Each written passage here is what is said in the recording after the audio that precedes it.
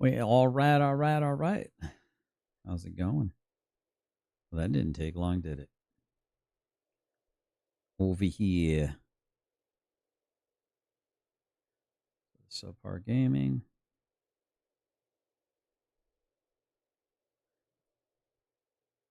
Yep, we are going to get our drafting on here, chat. We're going to get our drafting on. Let's see if we can do our... Now, what is this? Alchemy rank resumed. What is this? Let's see if I can actually play this real quick.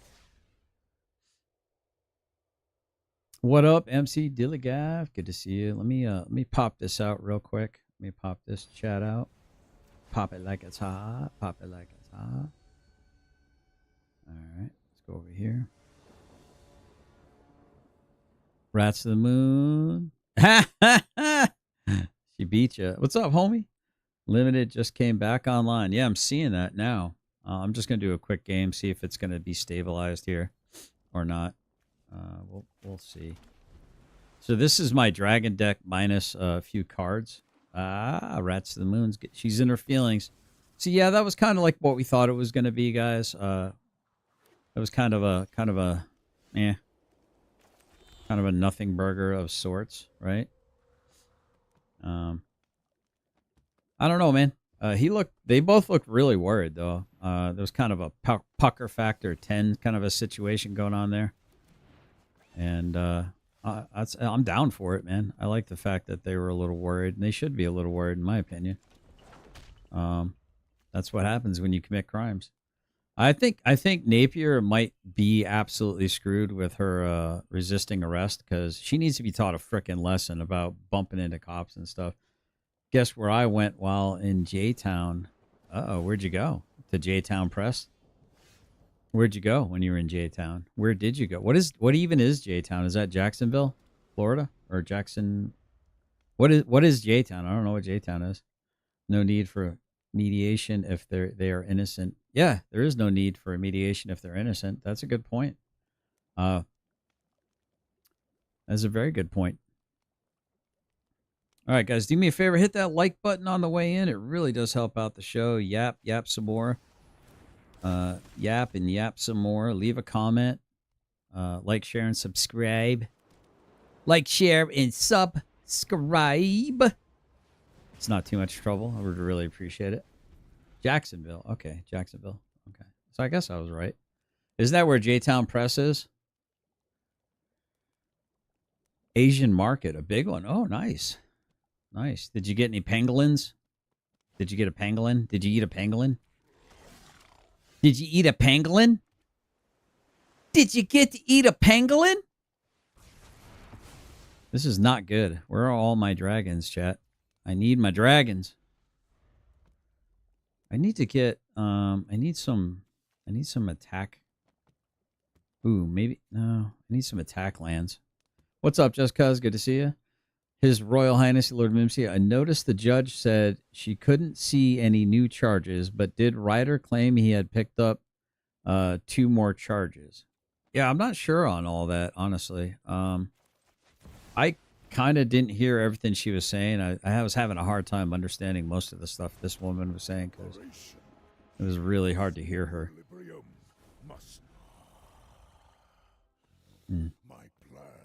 But so you were in there, Mimsy? You were in there, huh? I like it. I love it. That's awesome. Just 'cause somewhere over the rainbow. All right, let's let this play. All right, welcome back to Fleck and Soxa Podcast, episode 277. Today on the show, Colbert was fired and late night is dead. We're going to tell you why. Then, did the deep state change the Epstein files to make Trump look like a pedo? I'll tell you why I think yes. Then, Sydney Sweeney's new ad is making ugly people very upset and cringe of the week. And last but not least, in Urban Decay, Charles Entertainment Cheese was arrested for credit card fraud at work. Sad day. All this and more, it's Fleck and Soxa Podcast, episode 277. Hey, feels good to be back. Yeah. We're back from our micro-retirement, 2 weeks off. Yeah, feels good. How was your vacation? It was really fantastic. I had a lot of fun. I could basically sum up what I did with 4 photos. Okay. Here's me fishing in Martha's Vineyard. Here's me and Chinese Donut Boy catching a shark. Here's me caught a shark again and caught more sharks. 3 total sharks. Which 3 one was the biggest? I think the middle one. Okay. But yeah, 3 total sharks. I'm even wearing the same hoodie in one of them, so you know it's not a Photoshop. That's what you do. You get a hoodie or a piece of clothing, you run it into the ground, and you wear it until it's gone. And then it gets lost in the laundry. So I know what you're up to. Hey, it feels sick. I've never caught a shark before. This time I caught 3, a few break-offs. I tied the rigs correctly, so it held up. I tried. So you were in charge? You're the shark man? I was the full shark man, yeah. Everyone else is kind of along for the ride. Chinese Donut Boy gets in the picture, like I caught the Gotcha. shark too. Yeah, But you're the Chinese shark man. Chinese Donut Boy pulled him out of the ocean, Okay, all so right. he was a capable helper. He earned his stripes. Okay. He definitely earned his stripes. And I tried to order a drone to take the bait out 'cause I thought that was like the future of fishing, and that's what I wanted to do to catch the sharks. But unfortunately, I had a little bit of an Amazon issue, and I only ordered the hook and release mechanism for a drone. So I got to Martha's Vineyard, opened the box, and all it was like a claw that you press a button to drop stuff from a drone that you must already have. No drone. So no drone. I don't think that was an Amazon issue. I think that was a typical Fleckus issue. User issue. Yeah. But I was Thanks, just Bill launching them out Emperor. as far as I could, cut my fingers as I always do. But it was a great. Yeah, he looked like he just woke up. He didn't look like he just got down off of some ladder changing out like a ceiling tile or anything like that. Yeah, he didn't. Yeah. Yeah, by the way, this is Fleckus Talks, the podcast. Highly recommend. 2 thumbs up. If you go over there, say hi, say generally specific, send us. Don't copyright claim him because he loves your channel. What's up, Tree Mix? Great trip. And then when you catch a shark with the boys, Yeah. everyone likes each other a lot more after that. Camaraderie. It's like a hole in one or something. It's like we went to war together. So we pulled out the sharks. Tree mix. Great memories with my brother, my brother-in-law, my dad. Like top memory, especially dad memory too. Pulling out a shark with your dad. That was like a top 4 dad memory. What's your top 1 dad memory? Top 1 dad. Okay. Since you're just throwing shark fishing in the top 4, I feel like All I have right, to ask. top 1 dad memory. My dad never missed a football game my whole life, middle school, high school, and college. So in the football games, I would dominate some loser, and I would look up to the crowd and see my dad, and he'd go like, so that's my favorite dad memory. I'll never That's a forget. cumulative dad memory. Yeah, he goes to every game, and I dominate. Yeah, his hair looked rough, dude. He looked rough. He looked like he can't even afford to get his hair properly cut at all. I mean, he looked like frickin' what's his name? What's that blonde one on South Park? I don't know. What's his name? The one that's always so nervous and shit. The one that plays Professor Chaos. That's what he looked like to me, man. Oh, what the heck's his name? Butters. He looked like Butters. Oh, he did look like Butters. Just like my little. I'm Butters. It's me. Some loser, and then he's like, and I'm like, Yeah, MC was there. so it You went was to sick. every Dartmouth game? Every Dartmouth game, every high school game. In high school, he used to go to my Friday night game, then go to my brother's Stanford game in California from New York, then come back for my younger brother's football game on Sunday. Wow. So he's a rider. That schedule worked out for him. I didn't know little brother's game would be Sunday. Who plays Sunday? It was just like Little League. Okay. Yeah, he was in like middle school. So it was Hey. a sick trip. Those are reps. Yeah, that beats shark fishing. Yeah. Your dad looking back, and your dad was at every single game. Love that his hair was bad. Not Zoom. But they had a weird filter too, man. Really strange filter. Like bizarre filter. Super duper strange filter, chat. Here, let's see what we get here. Game doing this when you pancake someone? Okay. Yeah. I get it. It was sick. And then also I have a little note from fishing. When I die and I face God for judgment, Okay. I hope he doesn't bring up that bag of eels I left on the patio overnight. Okay. I had a bag of eels, and the next day they were not doing good. All right, so it's happy to be back time.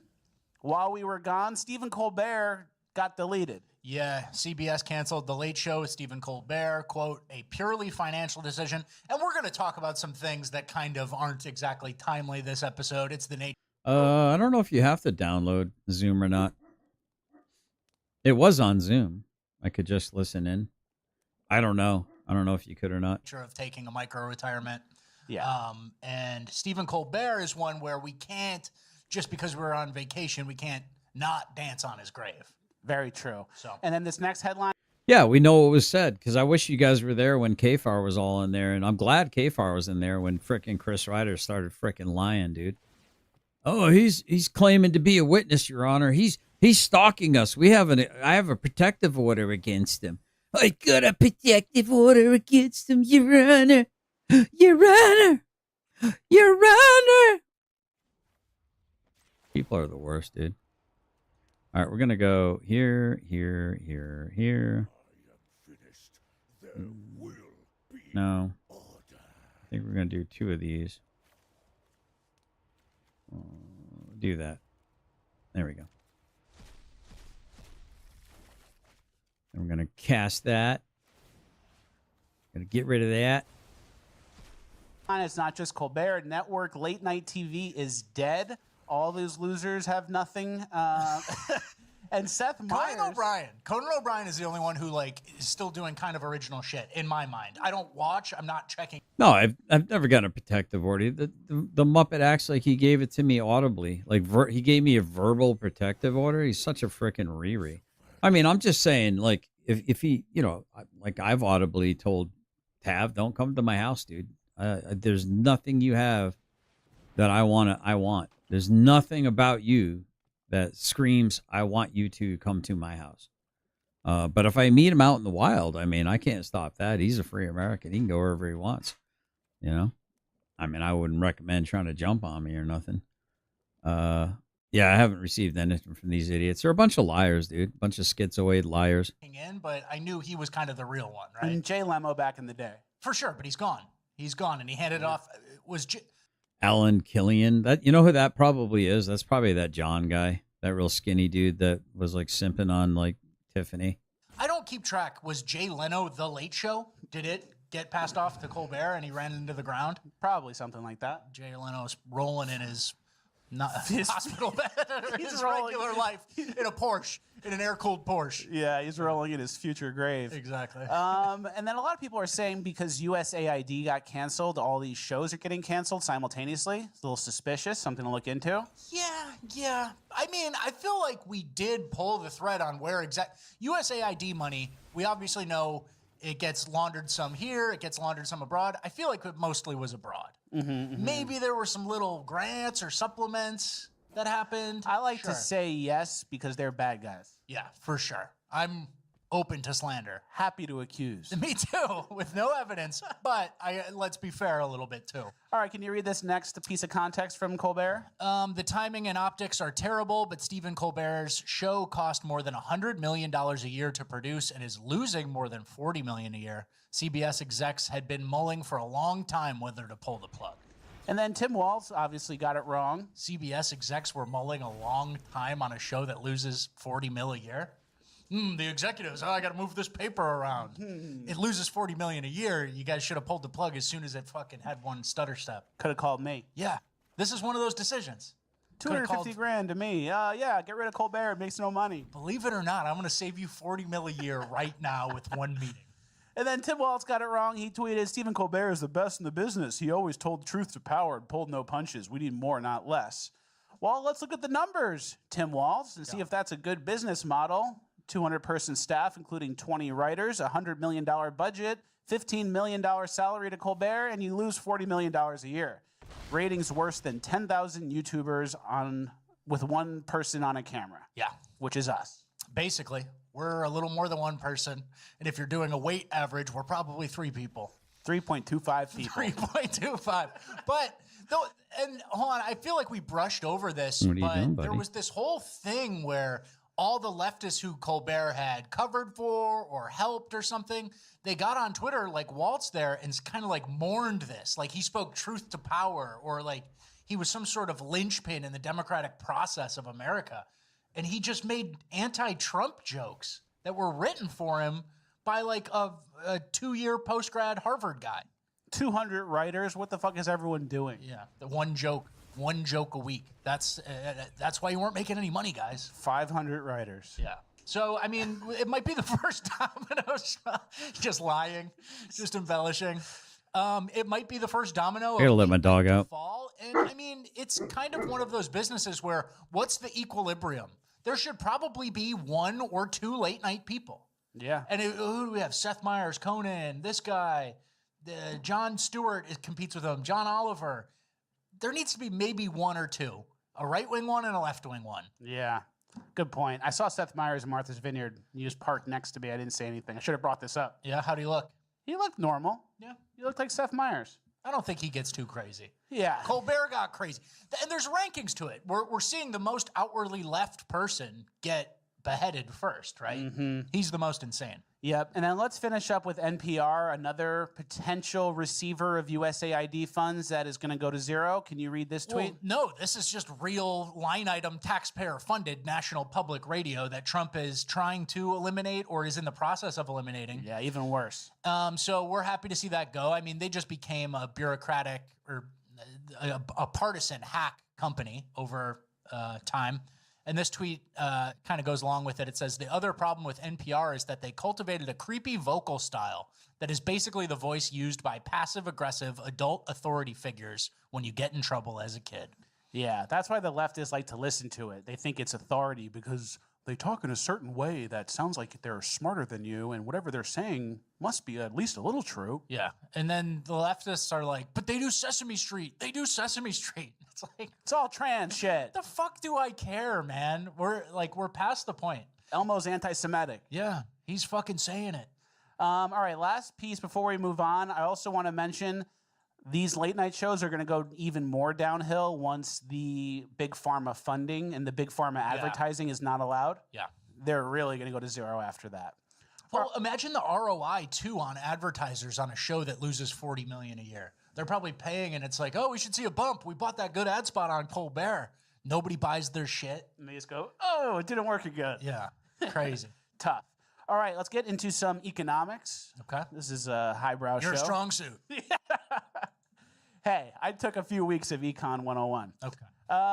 Did you drop the class? I dropped the class and had to get a special note from some sort of academic advisor because I made up a lie that I had a lot of stuff going on. Okay.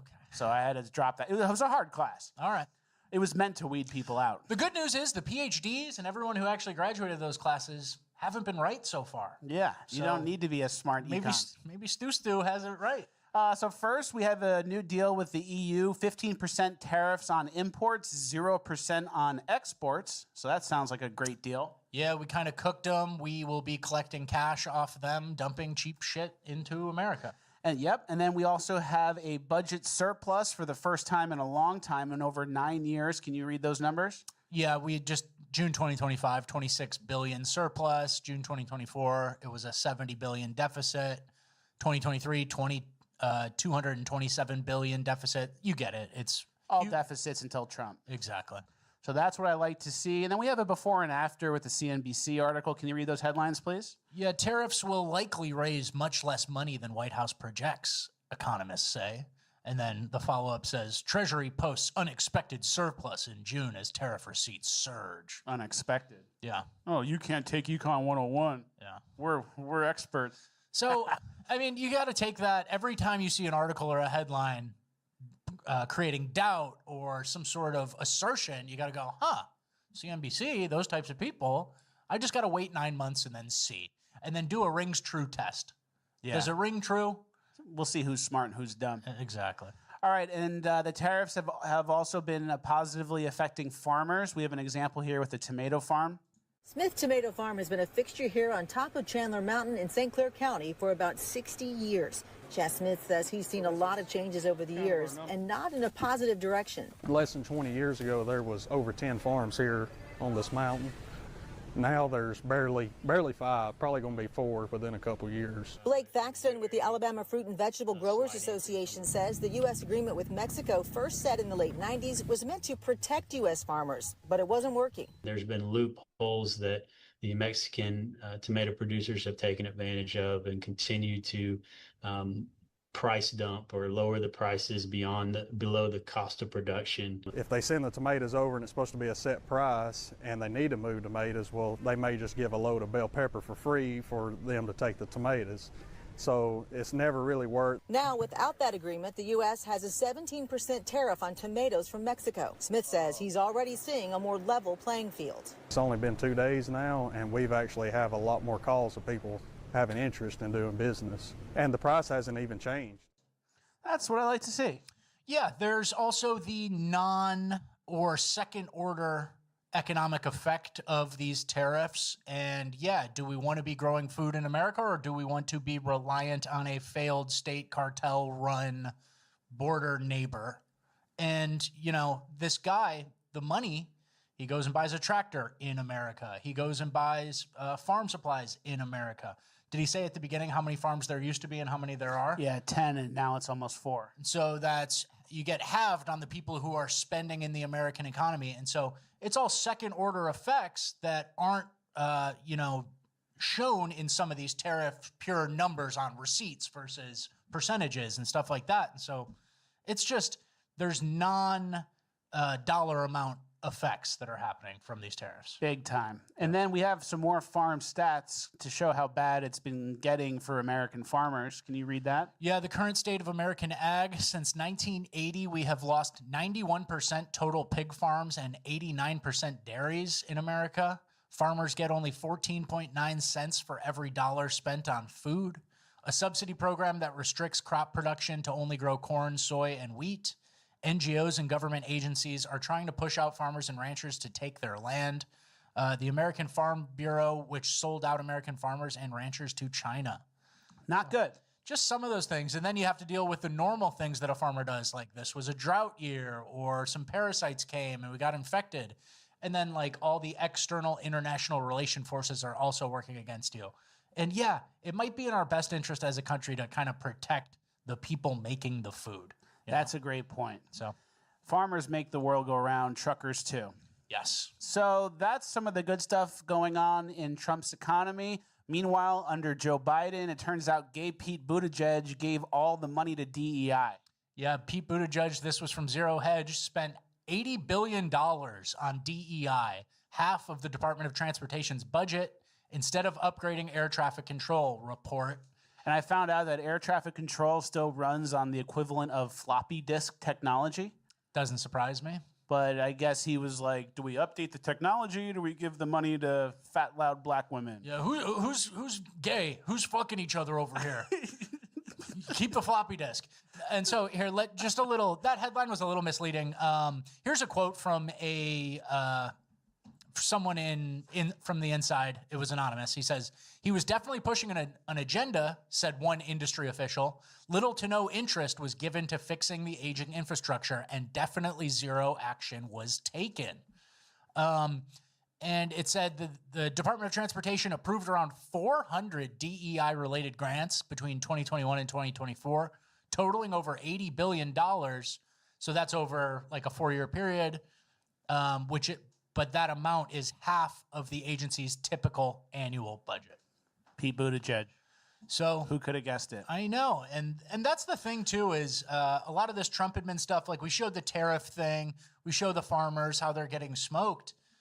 And a lot of it is just kind of like getting back to neutral, getting back to a reasonable state. Like, hey, farmers, we've been selling you out since NAFTA. That was in the early 90s. Can we help you a little bit here? And Trump does it with a wave of a pen. Buttigieg gave $80 billion to fucking gay people or something. I don't know. I don't even want to say what he probably used the money for. I know. His buddies. A lot of it's probably cleanup, too. I know. Well, and then think about it, 400 grants, right? Like you have employees that are just like overseeing the grant and figuring out who it goes to and stuff. Instead of like moving forward and taking action on something, there was another piece of that article that he like met with all the airline executives and they're like, Pete, can we please do it? And he's like, you're just going to use that to get more planes in the air. Why does that help me? I got to help gay retarded people instead. But so Ride my gay bike. yeah, ride my bike with my husband and my children, my twins that I acquired. But yeah, the point is, I guess we're doing a lot of reversals. And then this is why we say the big, beautiful bill, we kind of defended it because like these people fucked us and they mismanaged our funds on so many things. Think about it. Illegals, DEI grants, stupid shit, lesbian fire chiefs in LA. I'm a fire chief. I'm a fire chief. Call me ma'am. Oh, the whole city burned down. Well. And so, I mean, we're going to have to spend some money to get things back to neutral, and it's sad. I agree. All right, let's move on. And by the way, this is going to be a longer episode, guys. We have a lot to cover. We're going to go long, so telling you now. So while Trump's working on the economy, unfortunately, most of the money is still gone. We are suffering from some lingering effects of the past administration and money printing and monetary policy over the last 10 years, right? Money's gone. Money's gone. Especially at Krispy Kreme. What do you want me to play this? They have officially lost their mind. I like Krispy Kreme a lot, but I don't like it $7.49 for 3-pack a lot. It's $20 for a 12-pack of donuts at Krispy Kreme. $20 for a dozen donuts at Krispy Kreme. I remember. Aren't they mass-produced? Krispy Kreme used to be free. Where? You go in after high school, and they would just hand you a box of donuts, of the old donuts, and then you eat them on the way home, and then you go have like the full meal your mom made. Yeah. And no one ever knew you ate 12 donuts on the way home, but they used to give them away for free when I was in high school. Now it's $20 for a 12-pack. I remember free if you got a good grade or something. They were trying to get us addicted to It was like donuts. free when the light's on. And when the light's on means it's a fresh batch. All right, chat. 1 second. I went out and sorry guys, I saw some tall grass. We planted some creeping thyme in the backyard, or we seeded some creeping thyme, and then we had a big rain, so it's in patches, but it looks cool. It's going to be good ground cover, and the chickens will love it, and the bees will love it. So I'm looking forward to it, chat. So I just went out and cut down some of the higher grass that's out back right now. I don't really want to mow much because I want the chickens to be able to, because I'm free ranging my chickens now. Out, and then the last batch they just gave away. So at high school, you go, the light's on. My nose. You eat a whole box of donuts. You go home and go, oh, what's for dinner, Mom? Oh, cheesesteaks? Okay, I'm ready to I'm eat. starved. So I probably got like grass trimmings on my shoulders right now. I already shook a couple off. I think I got a grass thing right up my nose, so it's driving me crazy. I'm starving. But you know what happened? Yeah. All right. And then when it comes to prices, like we're talking about, grocery prices are obviously high. Democrats posted this tweet with this graph. U.S. grocery prices reached record highs in 2025. But unfortunately, they forgot that the red part is Joe Biden's term. Yeah, they said Trump's America as if like you're a retarded Somali who just got here and you're going to see a chart that's getting higher and go, oh my God, Trump's bad. Yeah, so they quickly deleted that post, which is good. And then you have Democrats like Zohan Ramswamy who want government-funded grocery stores. Yeah. This next clip is proof that that's not going to work. It's clear this Sunfresh at 31st and Prospect is struggling. This is the first section people see when they come in. There's barely any produce. All right, chat. So I'm going to work on doing my premiere. Nope, that ain't it. Excuse me. We got to resume. So I got a sealed deck. I got to build my deck again for the 5th time. So we're going to listen to this while I'm building that. I'm going to be doing a lot of limited today. So I'm going to try to get my limited into Mythic. I think that'd be cool. A lot of the coolers and shelves around the store look the same way, empty. So shoppers have been asking us, if the store isn't closing, then where's all the food? A rotten smell comes through the door, and anywhere you turn, you'll see products that need to be restocked. No hot food or deli. I watch people walk in and walk out. The grocery store has received financial assistance from the city, but has been unable to keep those shelves stocked in an area that in the past has often been referred to as a food desert. So that's what a government-funded grocery. Oh, by the way, I just want to say good news for America and their farmers with the tariffs, and bad news for Sage Outcast, who likes to call everyone else a dummy and explain how they don't understand how tariffs work. Sage, stop being a communist, you POS. Turn in your American flag, whatever paraphernalia. You're no longer welcome here. North Korea has a nice spot for you to go hang out, buddy. Absolute muppetry. Grocery store looks like. Fascinating. And it gets worse. We have other economic indicators that are not looking good. The money is gone, like we said. This is the U.S. median home price. $435,000, higher than a long time. And it basically did a 2x over the last 5 years. Which is so dark, right? Yeah, but the boomers will be like, just put in an extra shift at the grocery store and buy a house and a lake house and a boat like I did. Cut out the avocado toast. Just go walk in, hand them your resume. And it's like some Indian setup where a guy's hiring his cousin already on an H-1B. Yeah, not good. And then... and actually, I want to pause this too, because this is why Trump, during the entire time we were gone, has been pestering Jerome Powell to cut rates. Why? So the housing prices can double again? I feel like this is kind of the point we made before. It's one of the things that I disagree with Trump. I understand Trump wants number to go up and stocks to rip and go crazy, but we definitely have an affordability crisis. Maybe lower the rates after we get 40 million people deported. Something like that could happen. Takes a long time. But it's the one thing I disagree with, because the housing prices are still at this high level and everyone's like, well, I'm not selling. I still think I can profit. And everyone who bought during the COVID mania hasn't lowered their prices yet, even though interest rates have made monthly payments for an average financing like double. And so I still think we have work to do. I think this can come down. I'm not black-pilled on this, but if you cut rates 2 points like Trump wants, it might cause another crisis. It's a good point. So you're a smart guy. You understand it. I just want to point that out. We're not, all right, completely negative here. We're not completely negative. Next, we have some stats when it comes to college graduates, especially young male college graduates are just as likely to be unemployed as non-graduates, but this isn't the case for young women. Yeah. So it's kind of an attack on men, not looking good. Mm-hmm. And then you think about, all the things we've covered, who's running an HR department, who's doing this, who's hiring at companies who young men want to get hired at, and they'll just take the girl. They'll take the black girl, too. Yeah. They probably have a specific thing in an email written somewhere about how they need to interview someone from an HBCU. They get a rebate for that. I've personally seen that. So, just another one of the struggles. So if you're a young man, you wake up, you go to Krispy Kreme, $20 for a dozen, what the fuck? You get knifed there. You go to the grocery store, prices are high. Democrats are saying, hey, this is Trump's fault. You walk in, you want to go see a house, $500,000. My parents bought this for $100,000. And then you get a job interview at the end of the day and you're not hired. It's a pretty bleak picture. Yeah. And hopefully it gets better. And everyone tells us, oh, AI, they're going to help us. They're going to get the money back for us. AI is going to give everyone some more money and make everything more efficient. You're going to get a basic income and AI is going to do all the work. Yeah, and that's true unless it works against us, like this next story. Delta Airlines just announced on their earnings call that they're going to start using some of these algorithms to price some of their tickets. And so imagine a world in which you have the death in the family, you have to go home for a funeral, and they know that through scraping your email that is, announcing when the service is going to be.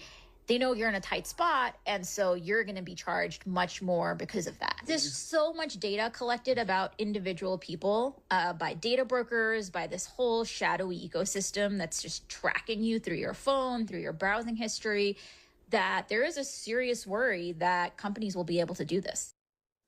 So I don't want to assume the religion of the AI programmers in this instance. Okay. So I won't. But I was told AI is going to save us money. And now they're basically holding us ransom from Pop Pop's funeral. Yeah, they're targeting you. And actually, I don't know. I think this woman is kind of being hyperbolic because airlines give you a discount if you can prove that you're going to a funeral. You know that, right?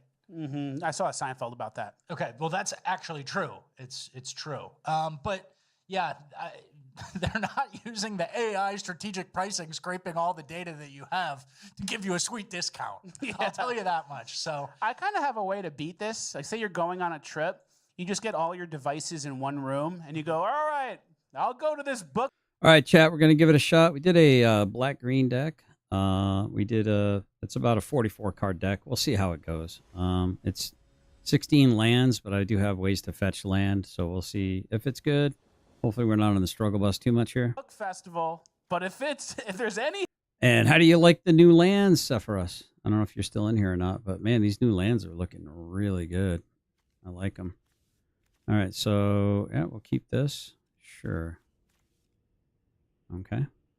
Hiccups. I am not going, and if it's too expensive, Safara, I'm not my going to homie. the book festival. Yeah. And then AI will know you haven't read a book since Holes in 6th grade, and they'll give you a cheap flight. that's true. So that's kind of how you get around it. Good hack. You just have to say you're going to go to the book festival. No one reads books, and it'll be like, all right, $100 flight. Does it seem like we are at, like, speaking of economics and AI and stock market at all-time highs and home prices going crazy and, like, the unspoken, or not unspoken, but the unheard of amount of inflation we face, doesn't it feel like we're in a really different, weird economic zone than we've ever been? Yeah. Like, I don't ever feel something, I don't remember something being as uncertain as this, other than, like, market crashes in general, like the global financial crisis. But that's a crash. You got to survive. It'll come back. Now it feels like we're on a cliff or something, and this one might get away from us. Yeah. You know what I mean? Like, I feel get that feeling. Back in the day, it was like easier system. Like, oh, you pull this lever, and then this happens. And then if that gets too crazy, you push this button, and then it goes back down. But now that you have 50 million illegals here, and like half the voting block is retarded. And we don't even make anything anymore. So it's all like currency manipulation and interest rate adjustments. There's like now 50 levers that are all hinging on one guy who's kind of in charge. And then he's like, holy shit, is that fucking AI? So I don't know, man. It feels weird. Yeah, it definitely feels weird. All right, let's get into the Epstein stuff. But before we do, we have a very special message from our dear friend. Thank you, Farmer Bill. Thank you, Farmer Bill. We love you, Farmer Bill. All right, let's get into the. You love Farmer Bill. Chill. We love Farmer Bill. We love you, Farmer Bill. Yeah, I stand by the statement. I love your products. All right, I hope he doesn't see this. All right, Epstein stuff. We have a lot of good Epstein stuff to get to. Nothing crazy. It's going to be kind of fast, but it is an update. I saw this. Jeffrey Epstein may have been working with Russia or China intelligence, according to CIA officer Mike Baker. Maybe Qatar. Yeah, maybe Qatar. What other opinions does Mike Baker have? Let's go through his history. The CIA says it was China and Russia. Oh. You can just say he may have been, and it's nothing. You committed to nothing. You solved nothing. May have been. Thanks, though. Good opinion. So we put a picture together of what he would look like if he was working for China. There he is. Bait fish there. And also something to think about. Jeffrey Epstein. Ray Epps. Jeffrey Epps. Ray Epps. Wow. Ah, interesting. Something to think about. That's about the same level as he may have been working for China or Russia. If he could do it, I could do it too. Yeah, I could do it too. 100%. And then we have a thing here from a Trump statement. Trump saying that they're kind of framing him. Can you read that quote? President Trump privately commented on the Epstein saga, quote, "They're going to accuse me of some funny business, saying that despite having no involvement, they're going to fuck me anyways." This rings true to me. Yeah. And you guys know me. I keep it 100. When I agree with Trump, I agree with Trump. When I disagree, I disagree. I don't really care about like what Trump thinks about me. I just want to shoot straight. Yeah. But don't you think if Trump was doing Epstein pedo stuff, they would have got him in 2016, 2020, or 2024 during the election? Yeah. They created an entire Russia hoax because they didn't have something. They didn't have something juicy, right? And that is the key point. And that's why Trump is pushing on the Russia, Obama, spying, election interference stuff. He's actually saying, like, hey, our intelligence agencies are perfectly capable of putting together information that seems to be true, that's completely fabricated to accuse someone as important as the presidential nominee. Yeah. So you guys are cracking me up in the chat. They did it with Russia. They made all this stuff up and still ran with it.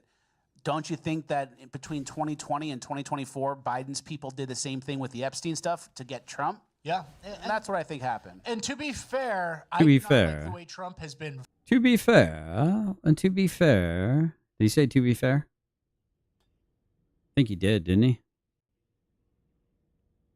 Well, to be fair. Oh, don't say to be fair. Hate when people say to be fair. Oh, to be fair. To be fair. To be fair. To be fair.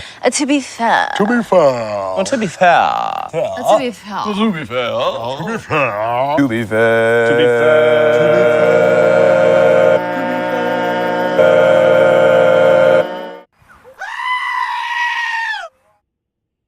be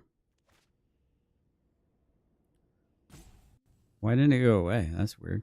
Flippant and made weird comments about this, like, oh, we're still talking about that. It's like that turns off a certain percentage of the population. Like, what the fuck? Mm-hmm. But I agree. I don't. I don't think there's a smoking gun. Otherwise, it would have been absolutely nuked on Trump already. Immediately nuked on him, exactly. And then Cernovich had a good tweet that sums it up as well. Can you give that a read? He said, Epstein mop-up operation began in 2020 when Trump wasn't aware of the case. Bill Barr managed this. Look at his ties to Epstein. The right move is to release the original search warrant applications, which Bondi could have done already, and trace chain of custody for all evidence, because allegedly a bunch was lost. Identify who lost files and fire them.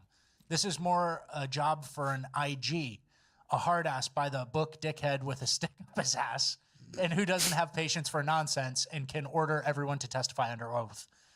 IG should be based in West Virginia because everyone knows DC juries won't convict officials who lie. That's a good point. Yeah.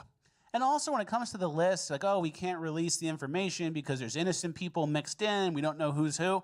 Give us the top 10. Yeah. Don't you have a top 10? These guys are definitely doing it, and it was really, really bad, and they're public figures.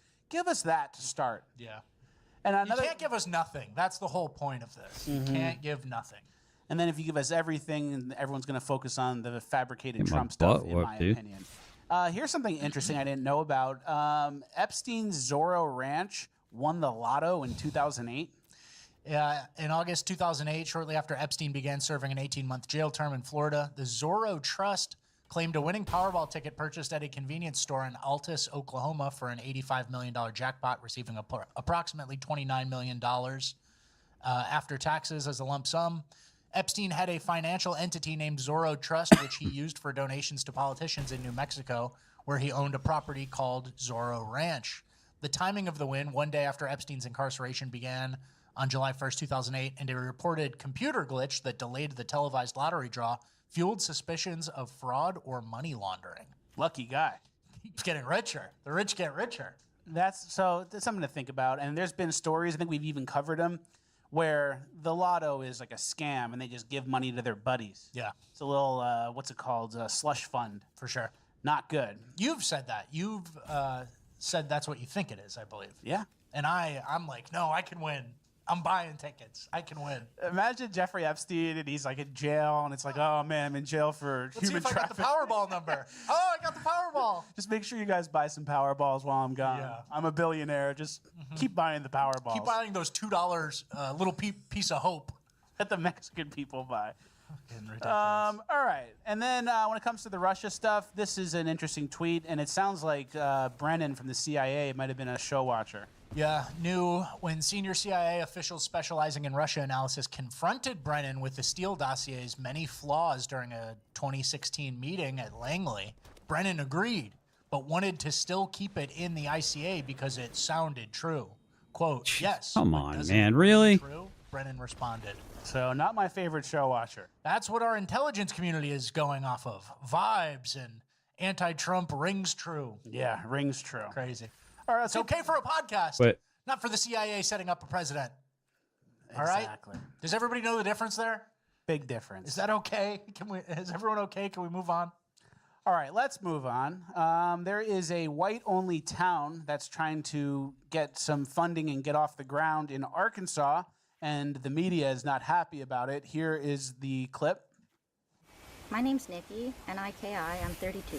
I'm a lady.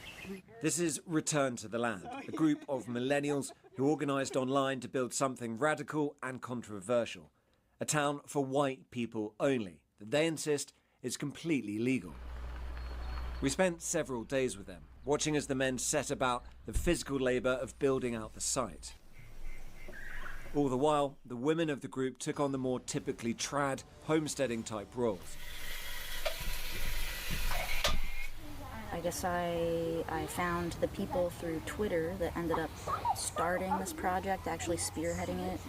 And I went out to the first April event last year, and it was really fun. The sort of white-only aspect Do me a favor, if you're not a hater, hit that like button. If you haven't already, I appreciate it. of this, how important is that to you guys? Given the premise that it's something that is kind of off limits for whites, but is okay by implication for other groups, I do feel it's necessary to carve that out, and you kind of have to do it yourself. It's kind of like if we don't do this, the laws are only getting worse as far as freedom of association goes. Mhm. So it's kind of like we have to do this, or there might come a time where it's not possible to. It's a good point. And it looks like a nice group of like-minded people, tight-knit community. It doesn't look bad. They all look skinny, relatively fit, productive. Come on. and- Really? Come on. And I think they're creating something. They're going to benefit from their own creation and not subsidize some fat, morbidly obese Section 8 EBT pig who posts about it on social media. And they call it a town. I think it's private property, right? Yeah. So it's like a town is when the slander news, Sky News comes, which, hey, if I'm starting an all-white town on private property, you don't really invite Sky News. That's the only mistake I've seen them make so far. Yeah. But it's private property, so if you can't control who comes on your private property in America, then you don't really have any rights at all. That's right? a good point, and that's the key. And I was going to say they're going to make them bring in black people to rob and attack them and Jews to teach their kids to be trans, but I thought that could come off as a bit harsh. Yeah, that would. I wouldn't say that. I'm not going to say that. Be careful. But we do have a Be careful, brother.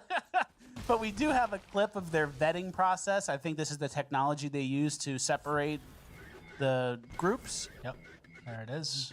So this is how you keep certain groups out and let others in. And obviously the media is going after this, and they're saying, oh, this is Nazi adjacent, and this is white supremacist stuff. And they're obviously very critical, but they weren't as critical of the black community that was trying to do the same thing in Freedom, Georgia a few years ago. You hear that? That is the sound of freedom. Feels really amazing. I cry every time I come here. Why were these two women interested in the prospect of buying a town in the first place? We needed to create a space and a place where we could be a village again, a tribe again. So Renee and Ashley reached out to family and friends, and together they bought what they intend to name Freedom, Georgia, a new black city. What up, G-Swag? The owners hosted the big black campout over Labor Day weekend. Supporters drove in from across the country. That is our vision, and to be able to pass this land down to my children and to the children that are represented by each of our 19 families as a piece of love. So that was celebrated. CNN loves it. Freedom, Georgia. And those people who created it took grant money, flipped it, made a profit, and they never even built a permanent structure or a permanent dwelling. Construction, as of 2024, construction for permanent dwellings are... What? They had We Gon' Be Rich LLC? Oh, Freedom, Georgia. And then they just took that free money. Call that reparations. I think we could check that box, right? Vital infrastructure has not begun. All land was sold in 2023, and no further plans have surfaced for the planned town. So they were going to build Freedom, Georgia. Then there was an entrepreneurial opportunity, and they flipped it. And then there's no Georgia. Yeah. There's no Freedom, Georgia anymore. It was about to be for the future of our 19 families, but then someone offered me $200,000 over what I paid. This is ridiculous. Yeah, I realized I could make $175,000 profit before taxes. Yeah, so I mean, I think it's a mistake to advertise your white town with your couple family friends, but they met on Twitter. This is fun. I think that's good. Those people have a lot of fatigue. Yeah. Some of them might be a show watcher. Let's just move to our own land, whites only. Yeah. All right. We are now moving on as a show to... Are you talking about Chris Ryder's hair? Yeah, that's what it looked like. Looked like he got attacked by a weed whacker MC. Dude, his hair is... That's the type of place that will get so fucking targeted during the next Democrat administration, though. They'll get nuked. And then that's the type of town that you nuke them by just tying them up in litigation and frivolous lawsuits that you might not even win as the federal government, but you're going to bankrupt them for having to hire lawyers the whole time. You know? Oh, look, my deck might actually let me win one. Amazing. Exactly. That's why you do it with a couple friends and family, and And a place like that needs like a dictator who kind of owns the whole thing and runs it. But, smart. I'm not really giving ideas. Yeah. They know what they're up to. I hope they succeed. Me too.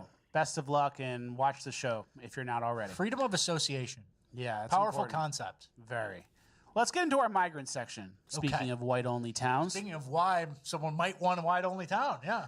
Well, I'm going to start kind of abroad, and we're going to work our way back to America. Okay. We got a Bangladesh milk checker. So he dips his hand in, then he smells it to determine the quality. He turned one away.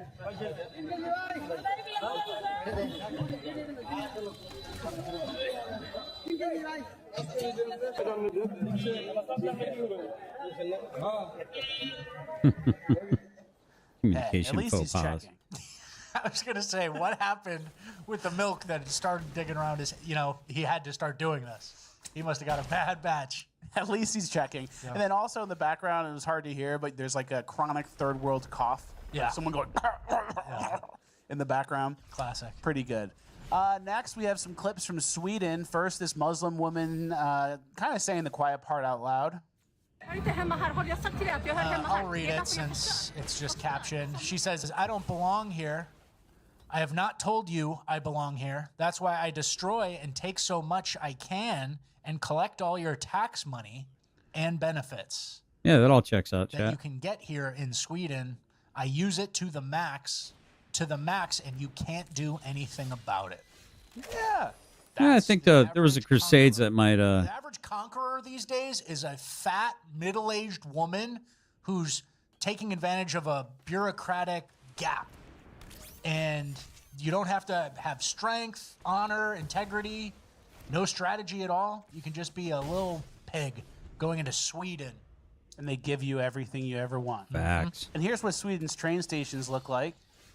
Here you have a conqueror just using the bathroom. We had to blur it a little bit, but... Pissing on her own shoes. Pissing on theyself. A sub-Saharan African pissing on her own shoes outside of like a modern, beautiful train station in Sweden that type of train station could never exist in Africa, basically. No wipe. Pull the... Yeah, that's what I'm saying, guys. All cultures. Yep, that's diversity making us strong. Spreading dysentery, chat. Spreading dysentery. Isn't it a beautiful thing? Hands up. A beautiful thing. That's what they're up to. And then we jump over to England. Here's what their park looks like. Assalamu alaikum, everybody. So there is a whole crowd of people in the park today. Isn't that great? And the rubbish is phenomenal. Absolutely Oh, it's just like I said, huh, Sage Outcast? Everywhere this diversity goes, there's trash left behind. Huh. It's almost like I know what I'm talking about. I'm not a paid George Soros shill that has a certain script that I have to stick to. disgusting. I cannot believe what a state the park is in. So, I mean, just look at this by the bins. It's absolutely dire. Nappies, just look at this. What are the mothers who are doing this? Do you have no shame? Look at that. Yeah, they have no shame. They think you're stupid for letting them do this. Yep. Yeah, they assume someone will come clean up the park and then they'll go do it again next week. And they're probably right. Yeah, that's Yep. your job to clean up after them. You keep letting them in. And then the trash disposal is actually a big problem, especially with the Indians. They just throw it fail a in lot. the ocean, the river, the lake. You the never woods. fail, We have MC. a woman here taking her trash never to the fail. woods. You take that back. Far enough away from everybody. You take that Here's the back. thing. It's already in bags. They already have it in bigger bags. So the trash is already consolidated. And yet, her and her husband feel the need to throw it into the woods, the beautiful English countryside. Is that something genetic and deep-seated in them? Yeah, they think it's normal. I think so. Well, gotta throw the trash out. Yeah. Chip bags that won't degrade in 1,000 years. Let's put that in the public forest. Yeah. And I was kind of realizing when I was on vacation, I was thinking about the migrants. You really can't do anything anymore because of the migrants. I was listening to a Meatloaf song, and it's about like high school sweethearts parked out by the lake, not another car in sight. Yeah, dashboard lights. The Indians throw the trash in the lake. Yeah. There's signs everywhere. They're on bikes. You can't Paradise go to by the lake the with a high school dashboard. sweetheart anymore. There's migrants everywhere. Yeah, there's a Hispanic sexual predator who just got here from Honduras, and he likes your girlfriend too. Yeah, the Pakistanis are filming all the kids. Yeah. So it's not really romantic anymore. Yep. And then we have this, which I thought was pretty interesting. Mossad's director visited D.C. to lobby the U.S. to pressure countries into admitting Palestinian refugees. So we fight their wars, we disenfranchise people, and we get a bunch of refugees, and then the West absorbs them. That's weird. And Saudi then- Arabia's right there. Yeah, it's very weird. Yemen. It's very weird. They can go somewhere, right? Aren't they pretty close? Aren't they like buddies? We gotta send them to New Jersey. Yeah, they need them Wisconsin, the Upper Peninsula of Michigan. Yep. And then I A found bagel NGO plot to destroy the West, there were just like I essentially said, zero chat. Muslims in the West before the Just formation of like the State of I Israel. said. Jews are why Muslims are in our country. So, you know, There it is. causation, correlation, maybe it's a coincidence. Yeah. But I think once the country of Israel was formed, we started fighting all these wars for them, created all these refugees, and then we took them all into the West, and now we have what we have. Yeah, and you forget that there was just like a Muslim versus Christian, like total Yeah, blood Crusades. feud that it would never enter anyone's mind. Like, let's bring in Muslims, and all of a sudden now it's multiculturalism, diversity is our strength. Like, why? Why exactly? The two least compatible cultures ever? And they don't even like us. Like the Palestinians in that example, they think that we helped Israel bomb them, which is true. Mm-hmm. So when you get brought into Philadelphia, are they going to be happy to be there and they're going to comply and become Americans? Or are they going to be like, oh, I'm behind enemy lines, I'm going to get these guys? Yeah, I think that one. And then we have a picture here from Buffalo, New York, a nice cathedral that is now being converted into a mosque. Yeah, the historic St. Anne's Catholic Cathedral in Buffalo, New York was sold to the Islamic community for only $250,000 and will now be converted into a mosque. This is a beautiful old cathedral. Buffalo's a Crazy. pretty old city. Sad. Absolutely crazy. What's $250,000? What's that? Absolutely I bonkers. don't know. Nobody else wanted to buy this? It's like I'd live in a church for that price. It feels like they gave them some sort of deal, some Mm-hmm. sort of like fuck you deal. Yeah, someone else would have bought that. Yeah. And everyone is like Muslim and Somali now in America, unfortunately. I was at the airport doing a bunch of traveling when I was on vacation. Everyone who works at the airport is Somali. Really? Everyone. In D.C. and Philly. Oh, these smash burgers are meticulously crafted by some Somali guy who hates you. Yeah. Oh, these milkshakes are hand-spun by an angry Somali. Yeah, wow. Shocking. Everyone was Somali, and they had an attitude. They had horrible attitudes, and they hate us. I've seen that before, actually, too. DC Somali airport especially, workers. everyone's Somali. I don't get it. Okay. And then here's what happens when the Somalis get into power. Who's here? Here's who they fight for. This was South Portland in Maine Mhm. selected the country's first Sure Somali did, Mimsy. mayor, and Minneapolis might be soon to follow it, if I were to guess. Here's what she said. Policies, how can the politics in Somalia can be, resonate what we have here in the United States, the democracy that we have. How can you help us, be a better country and build back what we used to have back in long time ago? So hopefully we will be able to help our country, our former country, Somalia. So you get elected mayor in Maine, like one of the whitest states ever. And it's how can we help Somalia? First thought, hey, I just got in charge of some town in Maine. I'm in charge of the police, the fire, the city lights. How do we help Somalia? It's like the least international thing ever. But you immediately go to, how do I help that war-torn country in the Horn of Africa? Crazy. And that's in their DNA. That's what they're taught. That's what they're... why wouldn't that be your goal? They don't view this as a country. They don't view this as their new home. They view this as a means to a different end that any resident of South Portland would have, right? So true. And then our next story, we have They say it out loud. They say Yeah. it out loud, and they're dumb. That should be like, oh, we caught you on a Project Veritas camera. Yeah, James O'Keefe pops out and goes, "You shouldn't have swiped right on Tinder." But They she's just saying say it on the news. They say it on TV. I know.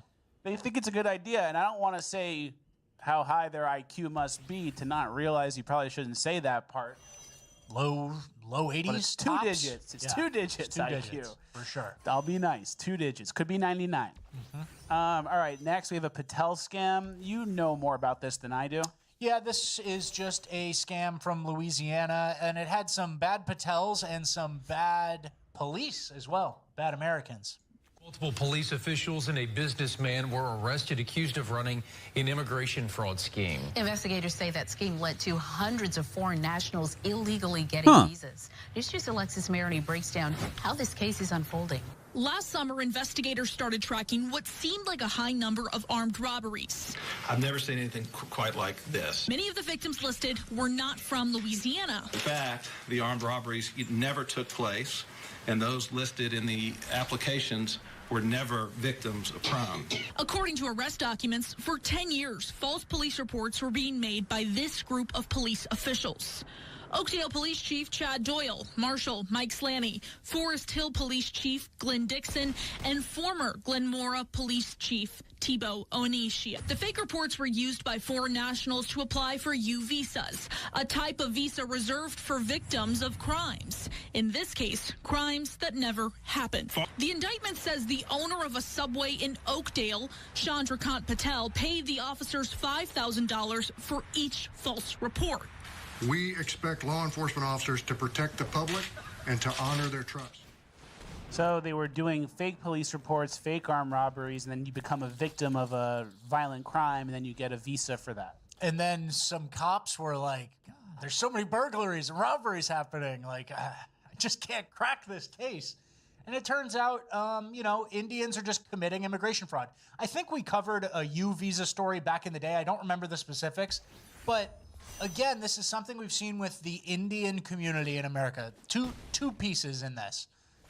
Any means necessary immigration fraud, right? And so Indians are very good at analyzing a situation going, there's a weak link, $5,000 and I can get the U visa. I bribed the cops. And then the other piece of it, something that they bring over from India, bribing officials. Bribery, paying your way out of a ticket or an offense is very common over there, and they immediately start doing it over here. And it's not a one-way street. They needed cops who were willing to take $5,000 to do this, and thankfully they got caught. But hundreds of Indians in Louisiana. And then, you hear a scam like this, you know what the Somalis are doing in Minneapolis, and then you go out to a mall and you see these people and you see it and you go, something ain't right here. And usually something ain't right. Yeah. Usually there's a scam, there's a hidden piece of the iceberg that's hidden underneath. They don't all work for Microsoft. Some of them own a Subway and are paying cops $5,000 a pop for a fake robbery, right? So true. So, all right, our next and last clip. This woman is a Democrat in New York, and she's Yvette Clarke is her name. She kind of says the quiet part out loud, too, with the low IQ problem, I'm assuming, about why you need all the illegals here.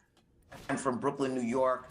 We have a diaspora that can absorb a significant number of these migrants. And when I hear colleagues talk about, the doors of the inn being closed, no room in the inn, I'm saying, I need more people in my district, but just for redistricting purposes. And those members could clearly fit here. Yeah, for redistricting purposes. You get all the people here, and then you redistrict, and it's easier to get elected, and then they vote for you because you give them all the free stuff and brought them here. Yeah. And then there's no acknowledgement of there's a housing shortage or we are full. It's just I could use those people for my specific political things, and thus those people are coming here, right? Yeah. There's no consideration for the people who are elected or anything like that.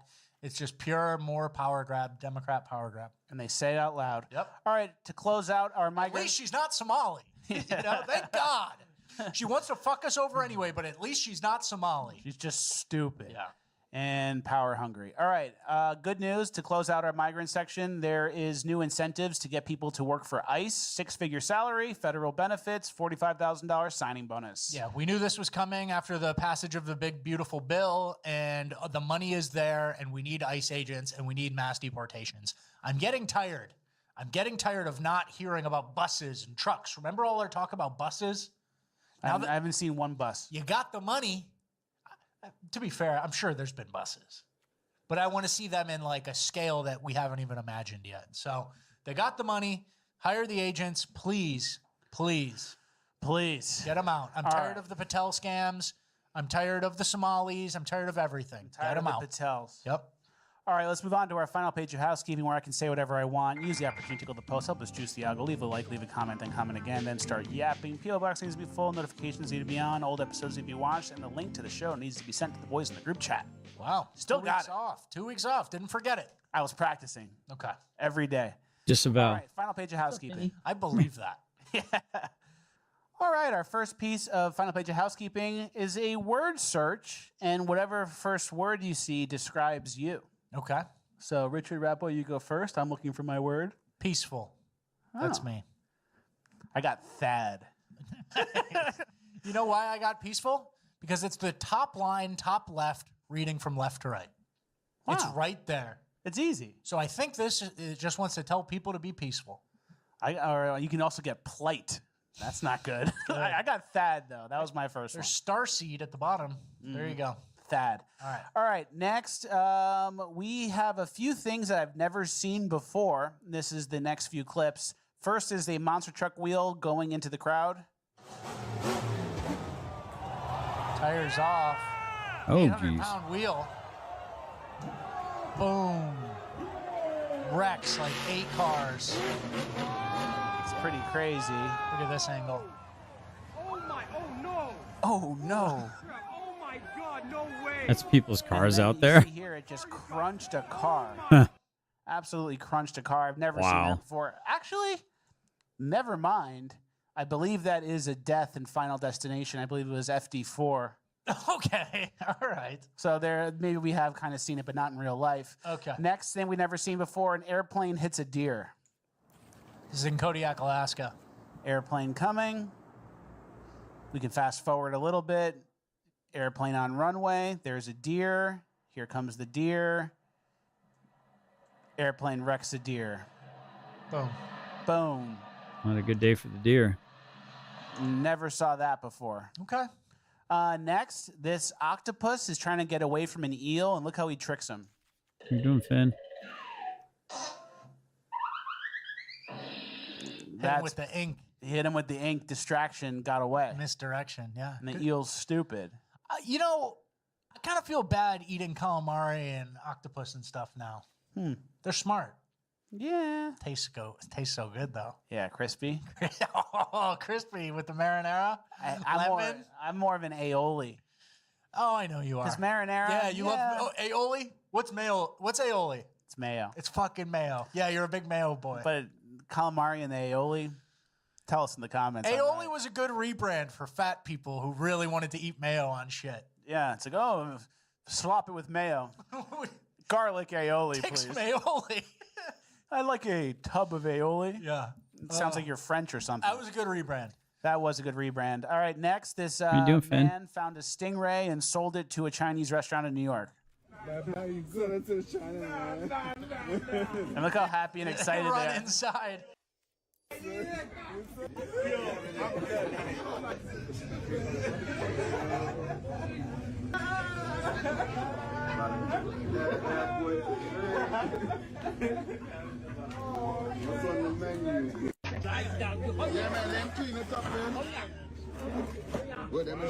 So they make a deal, and he buys it. You get it. And they yeah. slurp it up. Of course they do. Next, speaking of Chinese people, here's what they do. This is their job, some of them. They go in the bug room. You go in the bug room and they stuck the bugs in the sack. They like it, though. They're going to eat that shit, They're right? going to eat the bugs, of course. Yeah. That's their job, and they like it. Okay.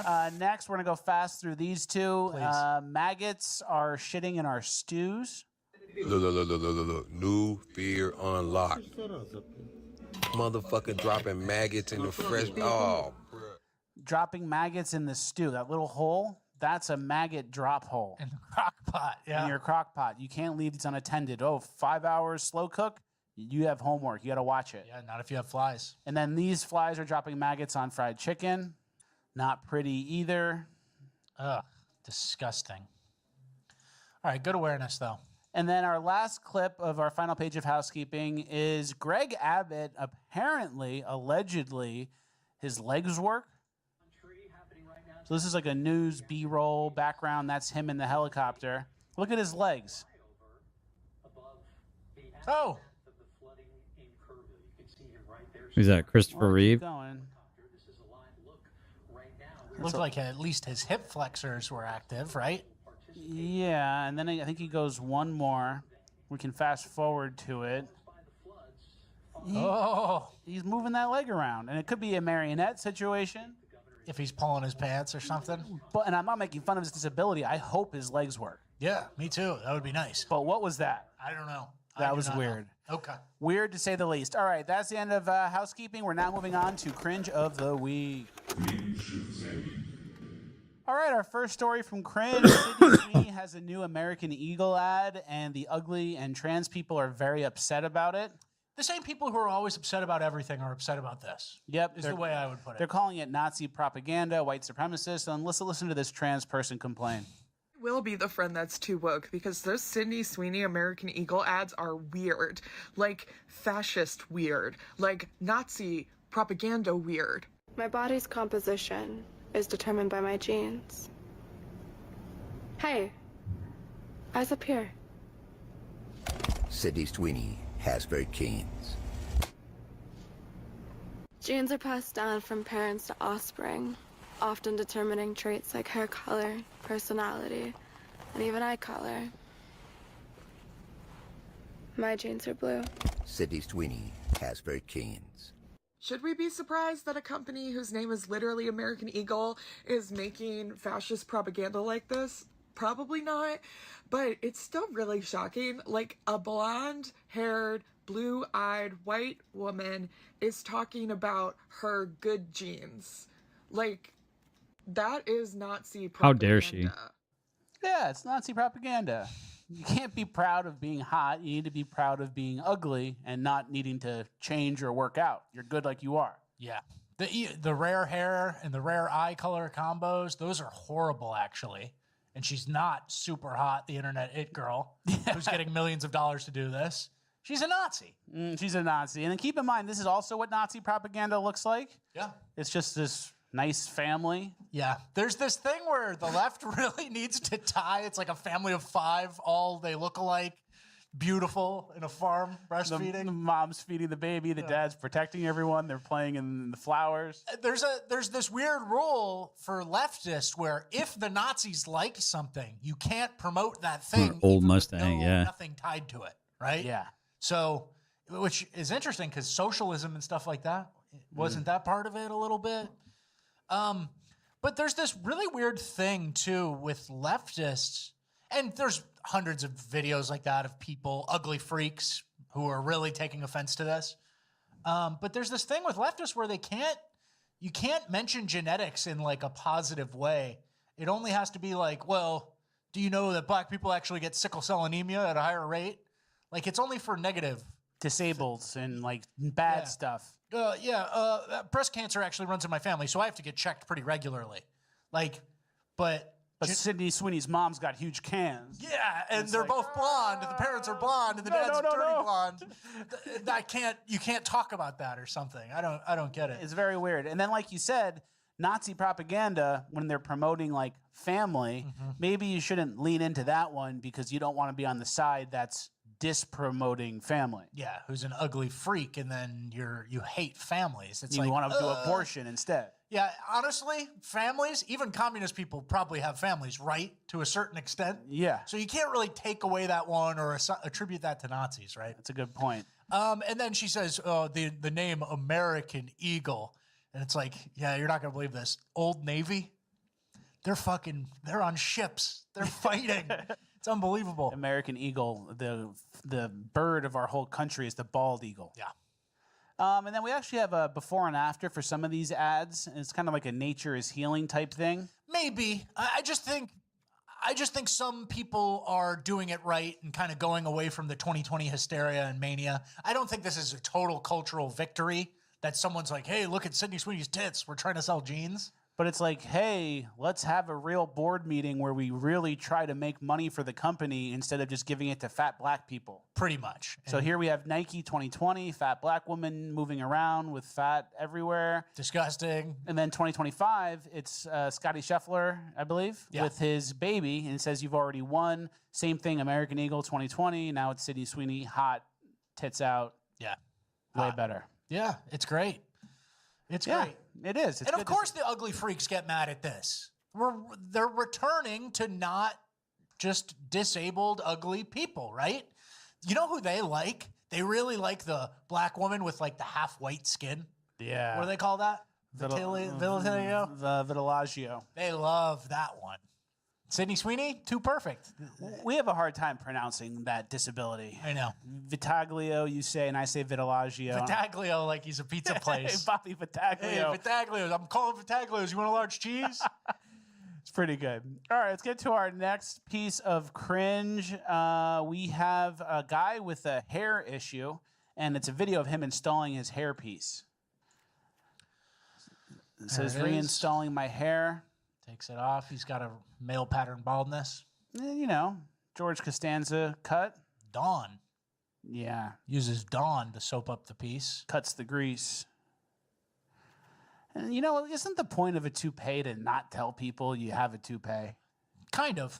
That's what I'm confused about. But then you do the social media for it anyway. I think this might be a toupee advertisement hidden because it looks pretty good at the end, right? It does look pretty good. But I thought the whole point was no one knows. You put it on social media going viral. You're on the Fat Racist podcast now. Yeah. And then I'm not just saying this. Look at that head.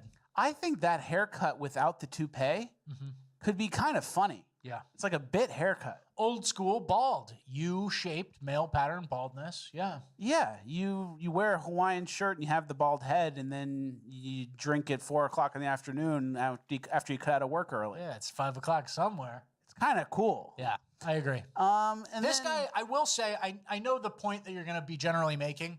We've lost bald men. We've lost male pattern baldness men.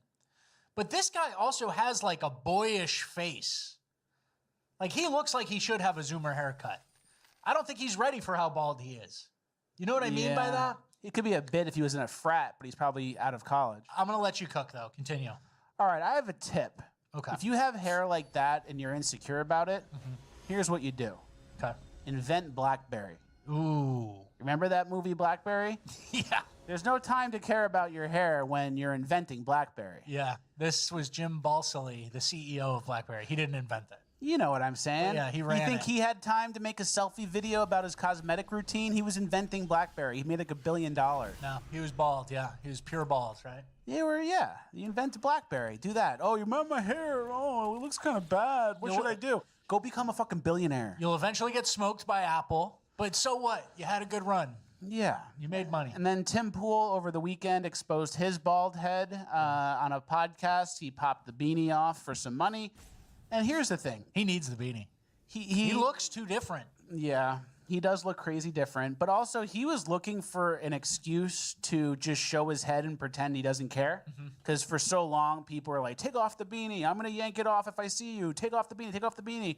So now he's like, oh, the beanie's off. No big deal. Yeah, it looks like this. Who cares? He was, good. He was looking for a reason or an excuse to pretend that it's no big deal. And he got it with the podcast. I think it would have been funnier if he went on this podcast with like a well-done wig like that guy has. Long hockey hair. Yeah. And pulled it off and goes, no big deal. This is what it was, guys. That would be a good bit. Who cares? Yeah. But good for him. It was a good off for him. All right. Here's where we're going to tie it all together. Some girls like guys with bald hair. What I'm about to say is going to be one of the hottest takes you've heard in a while, but I need you to stay with me, okay? I'm ready for this hairstyle to come back. I am. And I know for years that we've been telling men that their only option if they're balding is to just shave their head. And granted, some men look better with a shaved head, but this is terrifying. And maybe it's just like the Walton Gogginification that's happening right now, because there's no reason that this man should be so attractive with this bonkers of a hairline. But I'm ready for us as a society to explore more options for men's Women are weird. hairline. And I'm not just... There you go. Yeah. Ladies Some are girls like strange. it. Yeah, she's probably fried from birth control and not like a real normal. Hey, what's up, Yeah, Miss she's got Elizabeth? septum piercing and those circular glasses and camo. Books so brute she's so trying to loud be in an public school eclectic libraries. type of person. She hates your Pick on guts and black thinks she's question smarter than you Liz. because she went to He Barnard. booked that That's told a actually horrible Columbia. story, It's not even wondering school, but because just the like a books little were being backdoor way of getting in there. Yep. Or something. Okay, but so, and we've made this point before. Proud bald people. There's none. Nobody's proud and bald anymore. Yeah. And everyone who is just does the shave. And I do the shave and I have hair. Yeah. So maybe I'm For now. maybe I'm wasting it. now. Maybe I'm wasting it. Yeah. All right, next. This next clip is just a clip to show. I don't have much to say about it, but it's this couple Oh, we got a doing Tezzeret. a Nice. romantic moment that they're catching on social media. Just look how gay it is. Oh, this What are is nice. You're at the beach. You're at the Italian water. lake or something. You're in some sort of villa. Portofino. And then you run back and check the content. What did we get? You're doing choreography. On the tripod, dude. You're filming it. It's all fake for choreography. Okay. Crazy. All right. Next, there's an Ulta gay F slur who got a new brand deal. Julian here is now at Ulta, and I'm here to see the display for the first time, you guys. Hi, honey. What's your name? Oh, God. Shut the fuck up. Nice to meet you. What's your name, honey? Nice to meet So you. bad. We're gonna see what Julian hair looks like at Ulta. So for the bad. first time. It's gonna be Ulta fun. Okay, let's see it. Who is that? She's so pretty. I got highlights since then. Oh, do you think it's pretty? It's gorgeous. Do you think she's gonna get along with all of her other new Ulta friends? She fits right in. She does, right? JV hair is now at No Ulta ass Beauty. on this People like caricatures. They act like caricatures of what they think a woman is. guy, first of all. We love the hair you have. No ass, horrible Gotta be insulting to be a woman Couldn't dealing you with get that. the skin blotch person with the vitiligo Yeah. and go, oh, and we'll say, okay, I get it. But you do this. Giant fat woman with one arm. You couldn't find one. And everyone sees it in CVS and they go, oh, okay, whatever. Energy difference between him and the employees too. It's so strange. You come in and you force it. You're doing the fake voice. You have fake hair. It's so disrespectful, and it's making him bricked, which is why he's wearing the patterned dress Yes. to hide how bricked he is. And he goes, no, I'm bricked because I'm excited from the promotion. Yeah. You're bricked because you're pretending to be a lady. For sure. That's why, buddy. For sure. All right. Anything else? Well, I was going to say I never blame Ulta or any of these makeup companies. It's like women have to defend this. Nice. Out with the walk with the dogs and listening. Friend, and they gossip and watch Love Island with him. Awesome. But I don't blame Ulta for trying to get fucking another half of the population to buy their shit. That's true. So let's move on. Self-fulfilling prophecy. I believe this is in West Hollywood, California. There is a gay robot. Not real. Hi, Gord. How do I escape?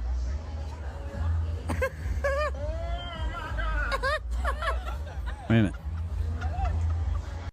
That is a robot. No, I wanna. Fuck.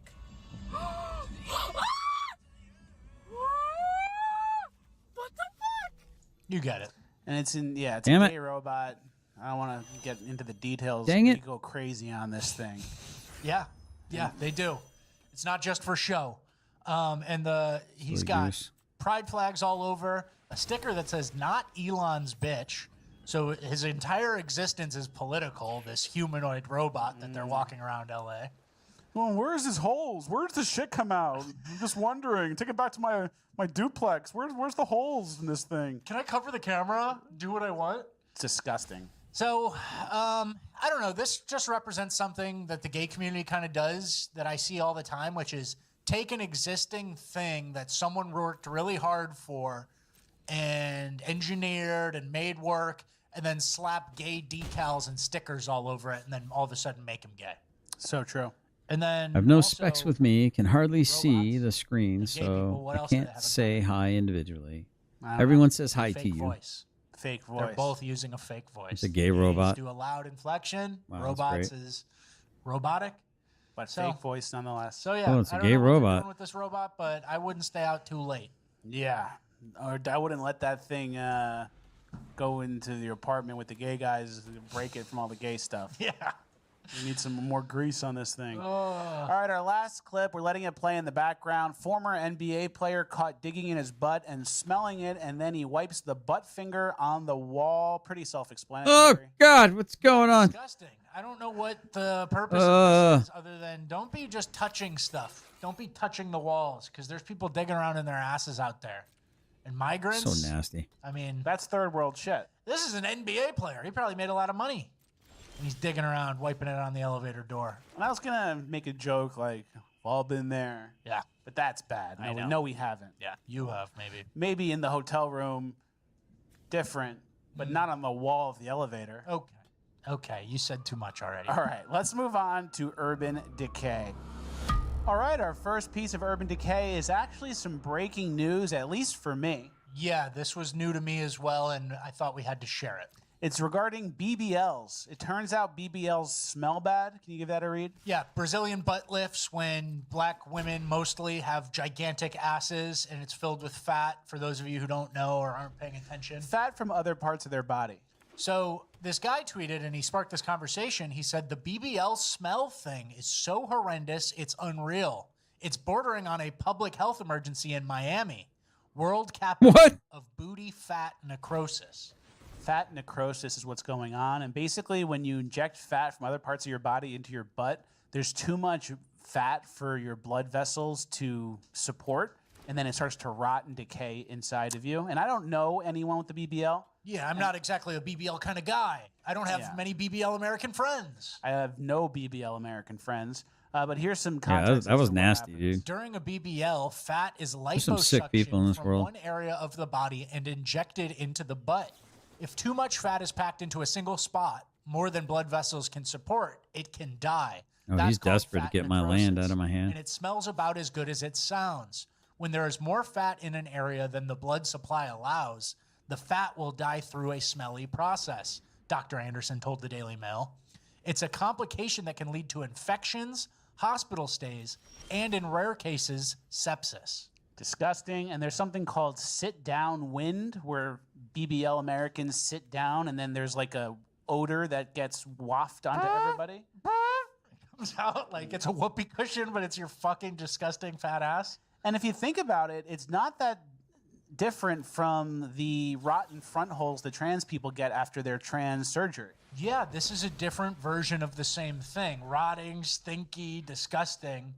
And I don't want to get too vulgar, but when do you discover this?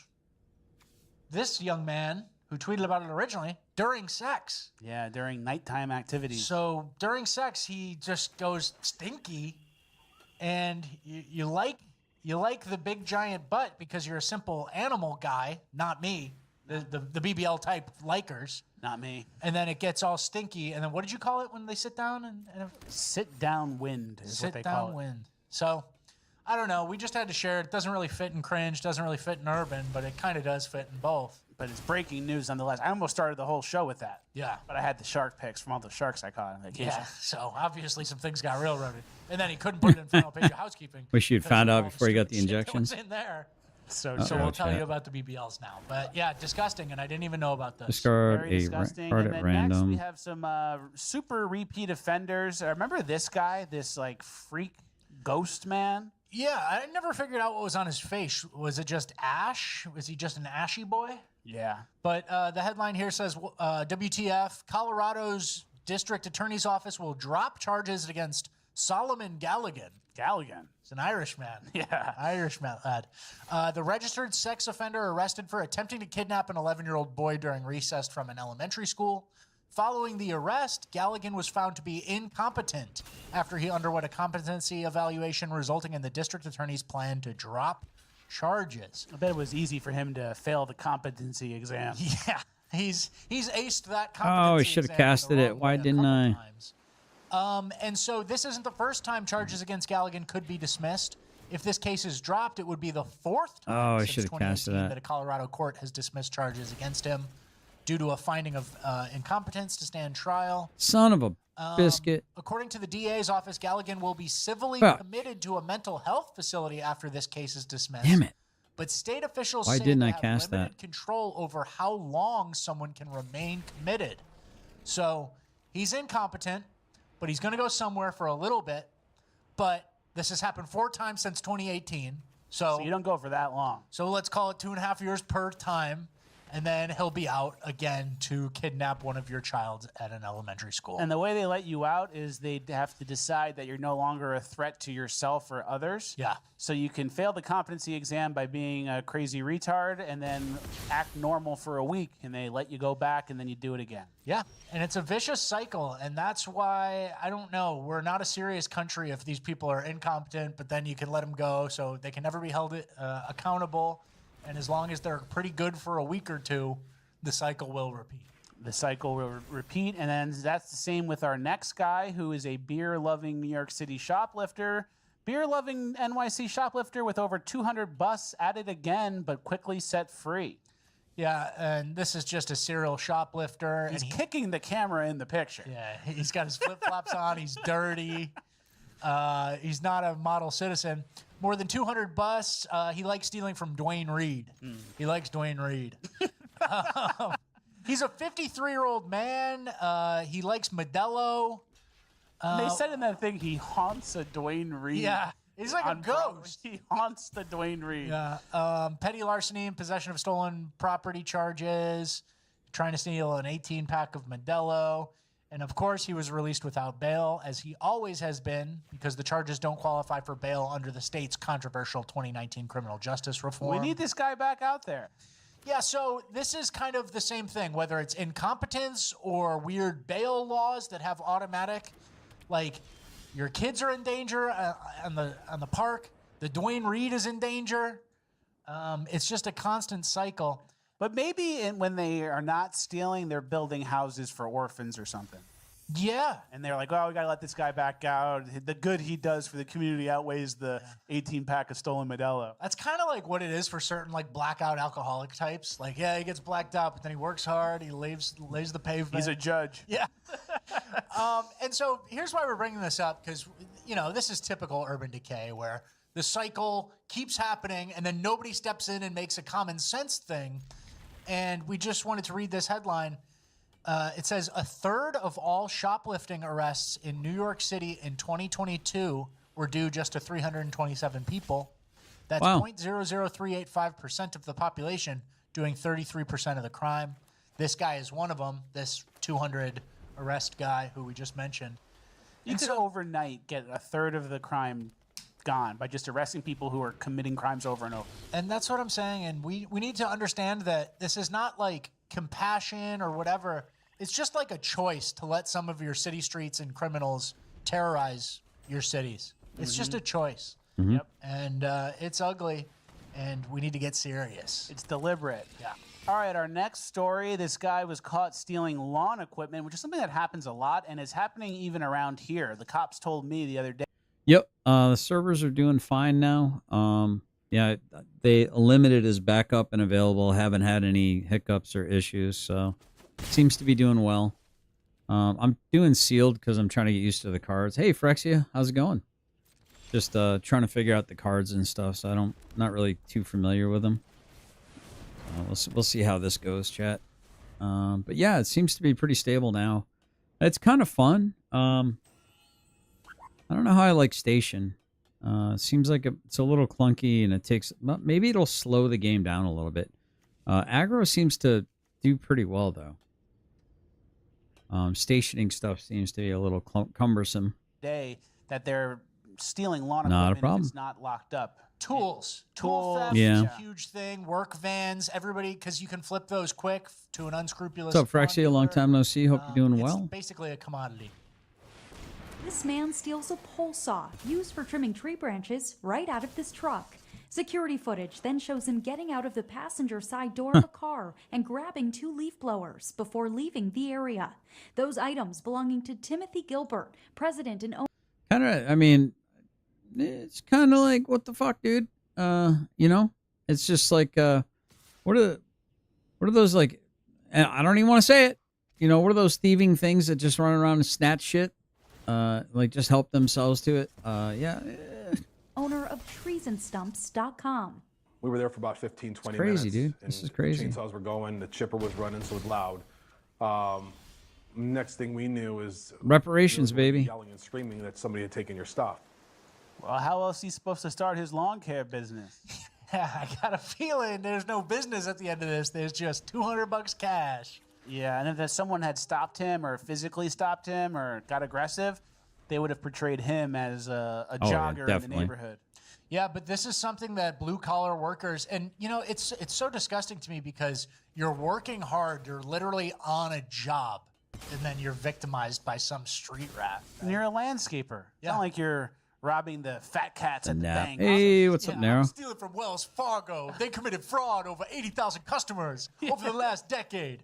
It's literally like a semi-independent stump grinding company. And what they have to do now is they have to get these cages to go around their trailers. And you said it before the show. It's the South Africanization of our country. Yeah. I mean, you've seen the houses and stuff in South Africa. They have barbed wire everywhere. And it's turning America's turning into this opportunistic criminal zone because of the repeat offenders that we just showed before.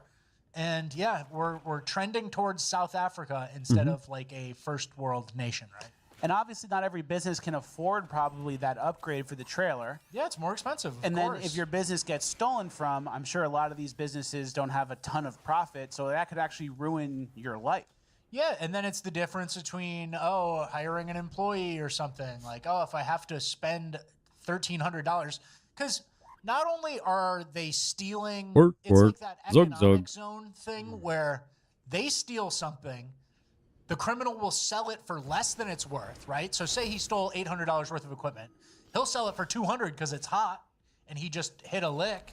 And then you have to buy it for $1,600 because you have to buy it new, or you have to go, to a pawn shop and buy your own shit back. But yeah, it's just a total scam, and it's sad to see, right? Very sad to see. Our next story is sad to see as well. There was a beatdown of a white couple at the Cincinnati Jazz Fest. You guys probably saw this. The pack of hyenas. They all get in on it. I'll try to stomp him on the ground. That's their right.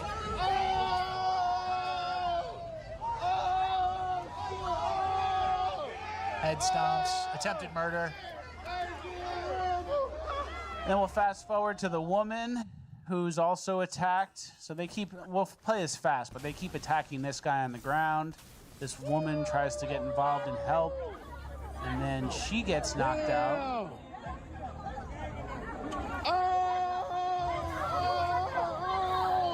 Dude punched her. A dude just straight up knocked her out. Eyes wide open. She's out, dude. Absolutely disgusting. Knocked out by a man. Now, you want to call it a man? Knocked out by a man, eyes open, dress rolled up on the street, and everyone who's watching is laughing and filming it. Yeah. Got no news coverage. And this was also a Cincinnati Jazz Fest, an event meant to highlight black culture, which I guess it did. Yeah, it showed a lot of people online what exactly black culture in Cincinnati is all about. And this got zero news coverage. It was passed off like it was just some local incident. Zero Nothing to see.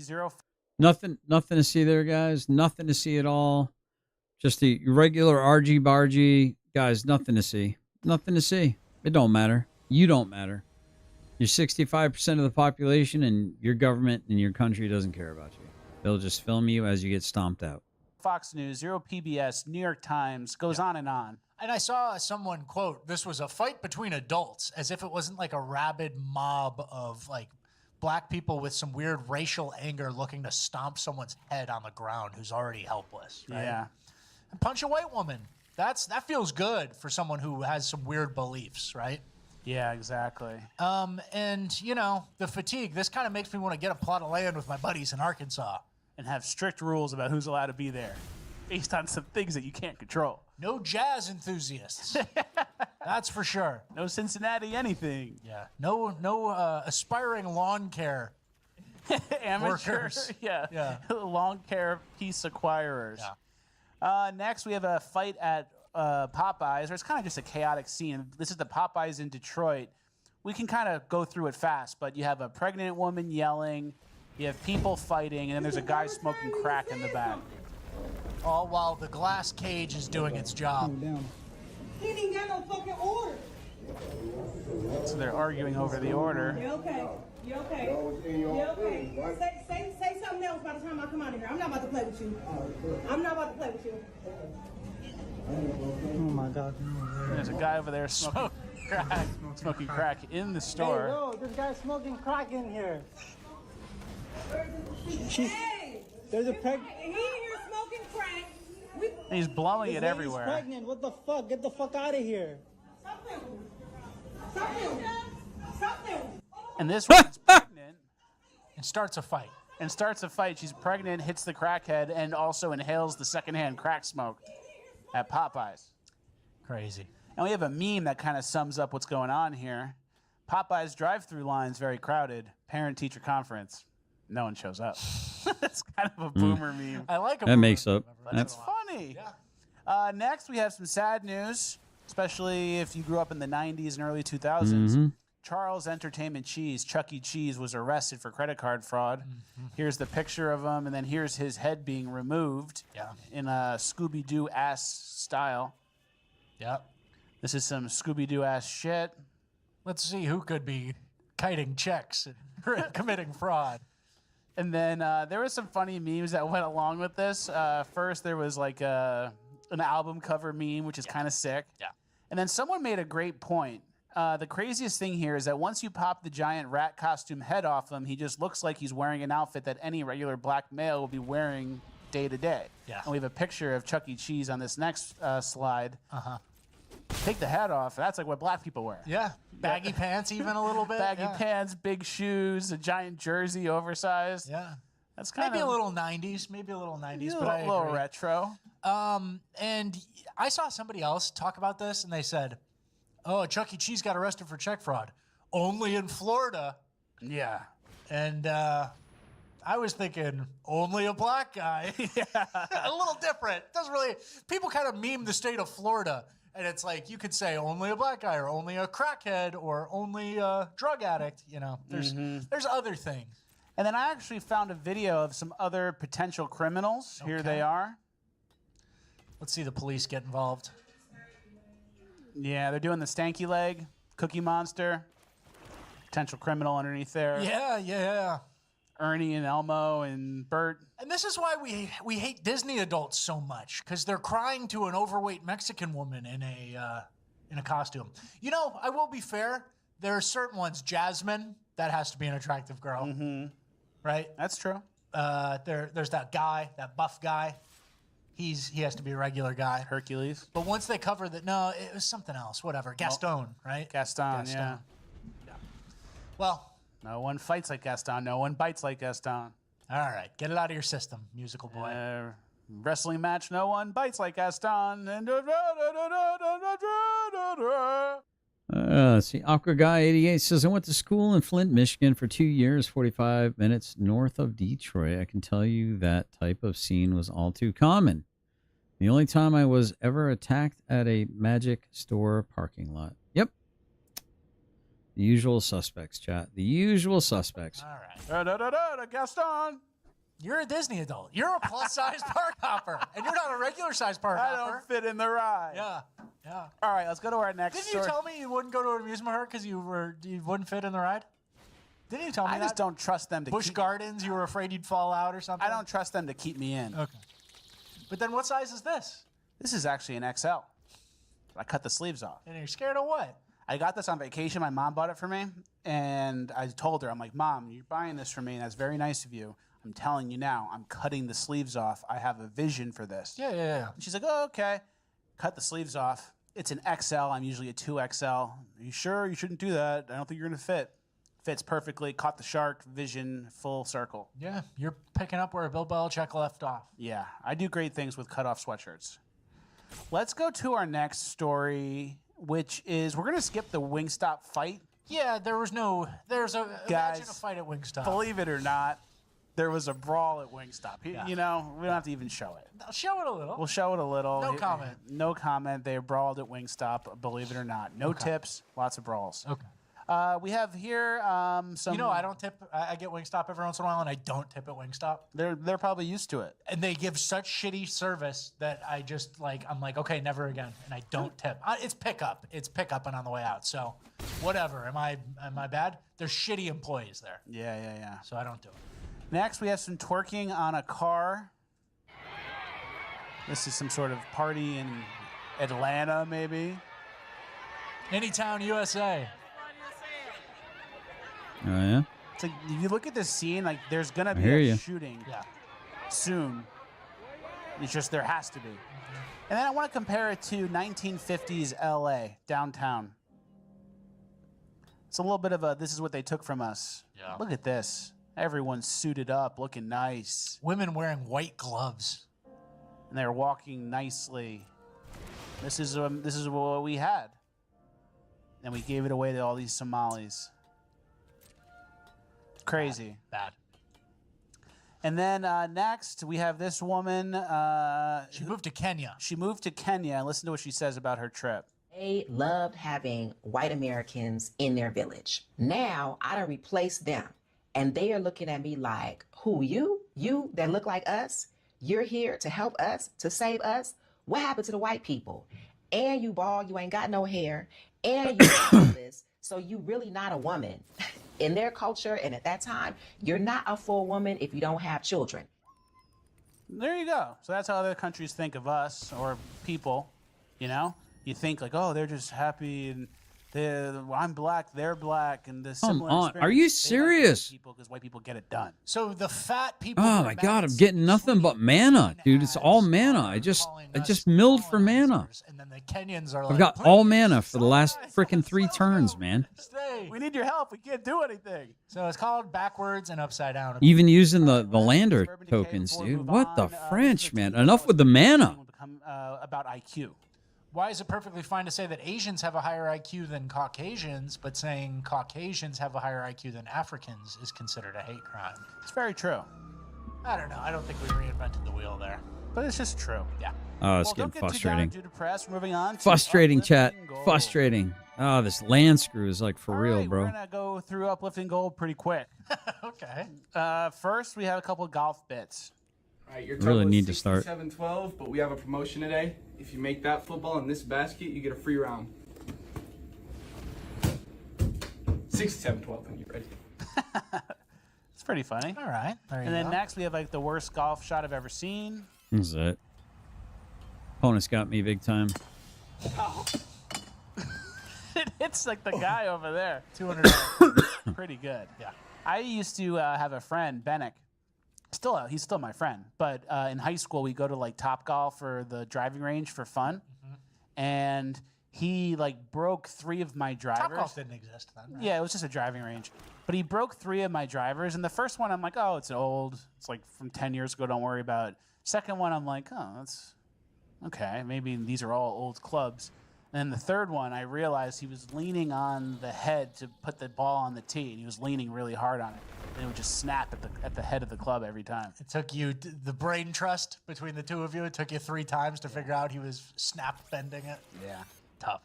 All right, next, the WNBA. Some players from a team went to a nightclub and they all got turned away. Hey, boss man. Y'all got a section? Yo. It's down here. That is. No, but we with Angel though. With the sections, they gotta go. Everybody gotta go there. They gotta verify who y'all are. So what the section's at? I'll get the guy. Thank you. Bring y'all in. Well, we in the W and shit, so we just got done at the All-Star game, so like, sorry, we don't need, I ain't even trying to be funny, but we Amazon delivered something. Oh, God. Yeah, come on, you better hurry up while we get in. Come on. We getting in right now, come on. Yeah, she with me. What you doing? I know. I need to count. Tati, go. Tati, go. I'm Mouth good. of the storm. Tati, go. Y'all with me. Go, Mom. These are my people. Man, y'all, why we finna fucking go, bro? Because they doing too much. Come on. We can go somewhere else. Come on. I'm sorry. And they all get dragged out. Yeah. Love to see it. WNBA, you don't have the, just like your salary, I don't think you have the same pull. I think Caitlin Clark goes wherever the fuck she wants. Yeah, and she should.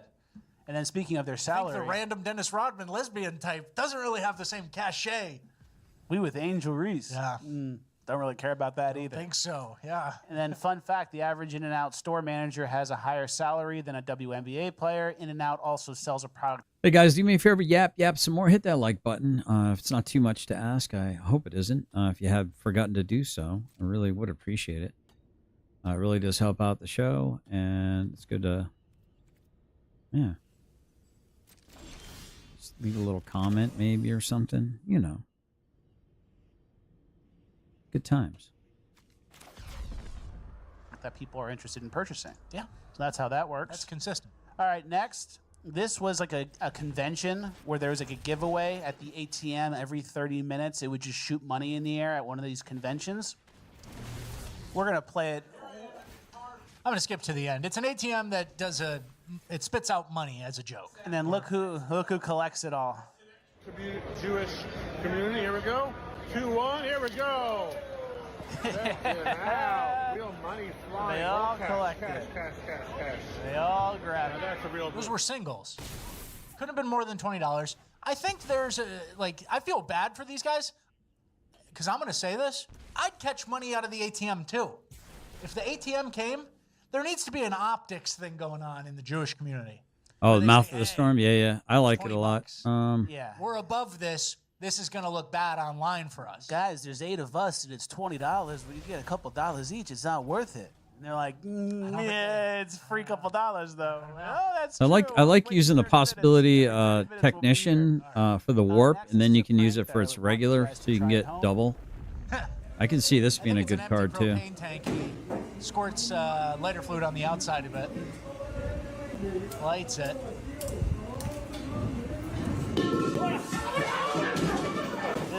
This is a good old-fashioned prank. Love to see it. Yeah, there you go. And then on vacation, I picked up a few shifts just delivering pizzas and stuff. Yeah. And I almost got struck by lightning. This guy's a lot skinnier than you, though. I ate a lot on vacation. I thought that was gonna hit me. It's a doppel. Oh, God. This guy, look at him. He's like, his yeah, I'm face out of looks here. horrible compared to yours. Fat face. I'll give you that. So I don't need seed oils. I'm honest. Yeah. I'm not inflamed as much. Yeah. So this guy pretty close to you body type wise. Wouldn't you say you're close-ish? What are you doing, buddy? But his face is much worse. He's the type that's like 5'9", 250. Yeah. And then I'm like 6'1", whatever I weigh. I thought you were 5'11" and 3/4. No, I'm 6 foot and 3/4 of an inch by the doctor. I say 6'1", but I'm 6 foot 3/4 every time. Gotcha. Okay. So I'm I'm 6'1". sorry, I thought you were I'm 5'11" and a half. All right, we're getting to the end of the show. The Pure Americana clip of the week. It's not a clip, it's a couple clips, but Hulk Hogan died. R.I.P. to Hulk Hogan. Yeah. People are calling him racist. Hulk Hogan is a racist. And then can you read that rebuttal wow. tweet from 9mm SMG? Yeah, he said Hulk Hogan said a racist thing years ago and apologized. Black people cursing him to hell. George Floyd does a home invasion on a woman and points a gun at her stomach. Parades, golden caskets, statues. Yep. And Yeah, then that here's all the checks Pure out. Americana clip of the week. It's Hulk Hogan with a very powerful message. Well, when things were tough, I realized that this too shall pass, that this was just a temporary situation. I realized that, as long as I made the right choice, and follow. So you don't understand. You'll never make the right choice with these people. They will constantly try to drag you across the coals and crucify you over and over and over again. That's just how it is. It's just how it is, Chad. With my faith more than what people were saying, or what the newspapers or the tabloids were saying, and didn't get sucked into that. None of that stuff was real. The only thing that is really real. Hey, Frexy, I thought about a really good card combo. Mouth of the Storm with Rule. That rare, the one that you have 2 second, you have 2 end steps. Mouth of the Storm, Rule, and also the Sun, that Sun thing, the artifact that you discover 5 at the end of your turn every time. So you'll discover 5 3 times, I think, or twice. And then this will come in and it'll give everything -6 to its power. That's pretty big. I don't know. It might be a little clunky and cumbersome, but I think it's interesting. I'm really hungry. I'm really, really hungry. Is the stuff that's going to last forever. Your faith and your belief in God, and knowing that, once you're a Christian, you've accepted Christ as. Did you build a deck? Not yet. I just thought this is my first time even seeing this card. Go lay down and stop whining. Faith is what's Fuck, pretty man. much the only thing Bloody that's hell. real to me.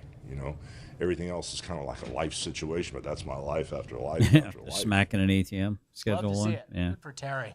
I've Good never seen him do message it. There, and he was rebaptized, I believe, a couple years before he died. Good. Accepted Jesus. Very nice. Love to see it. That's the end of the episode. How do you think we did? We're still- always rusty a little bit. We still got it. All right. Sometimes I get scared. All right, chat. I appreciate you. We're going to call it good here. Actually, I'm just gonna play a little bit, but I do have to step away and go feed my dogs. Apparently, they're acting like they're starving. They're acting like starving Marvin. So after this game, I'm just gonna feed them, and then I really want to keep playing actually. So I'm probably just gonna step away, feed the dogs, and I don't know. Maybe I'll make myself something to eat real quick because I am very hungry. I didn't know how I feel about this set. The stationing is odd.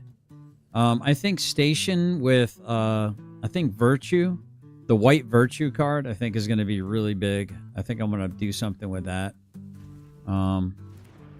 This is a good card too. I actually made a station deck based on the Pulsar, but now that I'm thinking about it, I probably want to put in the Virtue into it, so that way things will untap. So you can tap it, right, to station everything, untap it to actually have a defense at least. Or it'd be good with like stuff that has vigilance, so you can attack and you don't lose that turn, then tap everything and then untap it with the Virtue. I don't even know. Yeah, this set's interesting. I think station decks are going to be interesting. I don't know. I got a white-blue deck that's actually pretty interesting standard that I put together so far. And I think I'm going to have I'm probably going to put some Tezzerets in there. I think Tezzeret and Station will work pretty amazingly well. Also, there's a blue card that whenever it becomes tapped, it untaps another card. That one's actually pretty good as well. So we'll go blocks. Here we go, chat. I think we do that. I think we do that. I think we do that. I think we do not that.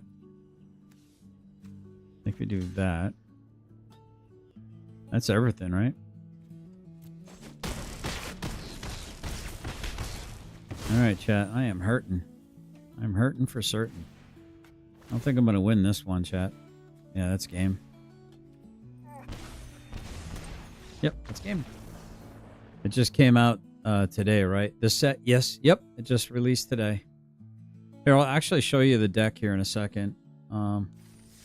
That's my first. No, that's my second loss. Dang. I got all these packs I haven't opened yet. I'm just going to wait and open those after I do a lot of drafting and stuff like that, so I can get gems back. But here, actually, let me show you the deck real quick. And while I'm doing it, let me put some Virtues in here. Virtue. The white Virtue, right?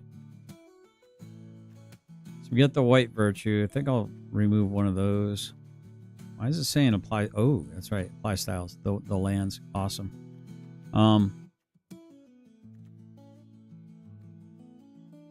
See this right here. When it enters, search your library for a legendary creature card. What legendary creature cards do I have in here? So I might be taking that out because I don't have any legendary creature cards actually. So that's not the right one. Hold on. These don't need to be in here, but I do need some 3-drops here. Like I would like to get more Tezzerets, but I don't. I only have the one Tezzeret so far. Let me see. 3-drops. So we're gonna go 3-drops, mythic, rare. What do we have for 3-drops? Spells you cast this turn that are white and blue cost X less to cast, where X is the amount of life you gain this turn. Here we go. Let's put some assimilation engines in here. I think that might be cool because that's an artifact.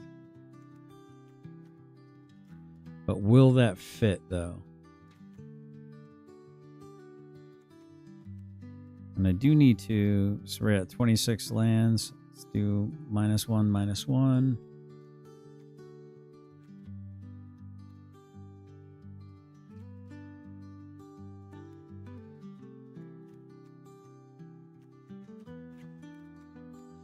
Hmm. 65 lands, 25 lands. Let's do that. Hold on. Dude, you whine way too damn much, bro. You gotta stop the whining. You have to. Please stop. So I got the rule. I've got the sun, inner sun. And then the battleship. I don't know if this fits though. I think I'm going to drop that. I don't know if I really need this. It does help to get stuff up, but I don't know if I need this or not. I don't think I really need that. So I don't have really hardly any 4 drops or 3 drops. And let me see. Let's go down to 2 annuls. Go down to 1 of these. I don't really have any board clears either. Go down to 1 of. Let's try this. Oh, hold on. Actually. What do I got for lands? 26 lands. Okay, we're gonna bronk. And then we're gonna bronk. Alright. Nope, invalid. What do you mean invalid? 24 lands. Okay, yep. Okay, we'll try this. So this is kind of a fun deck. I'm just gonna do a standard play real quick.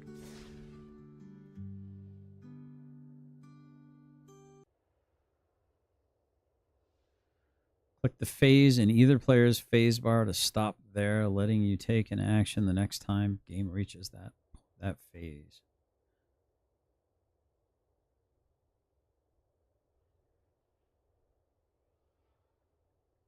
I am really hungry.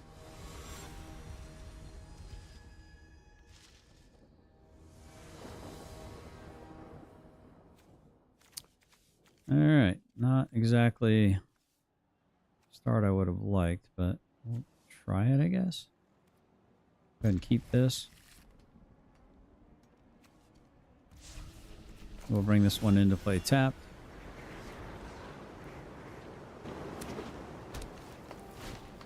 Yeah, see, I keep my sound like pretty low. I mean, I usually try not to go above 40% with the music, 30 or 40% with the sound. Otherwise, it gets just crazy loud.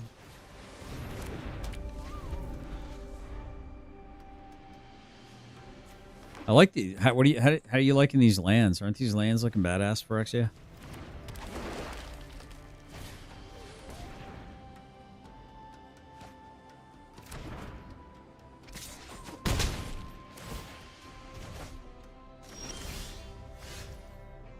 I think they look really cool. Let's go. I'm gonna do this. Put this one into my hand. Love this card too, by the way. Other creatures you control get +1/+1. I think I might need consoles in here. Let's just go ahead and tap that. Just checking it out now. Just got off of work. Nice. Shadow's looking at me like he's starving over here.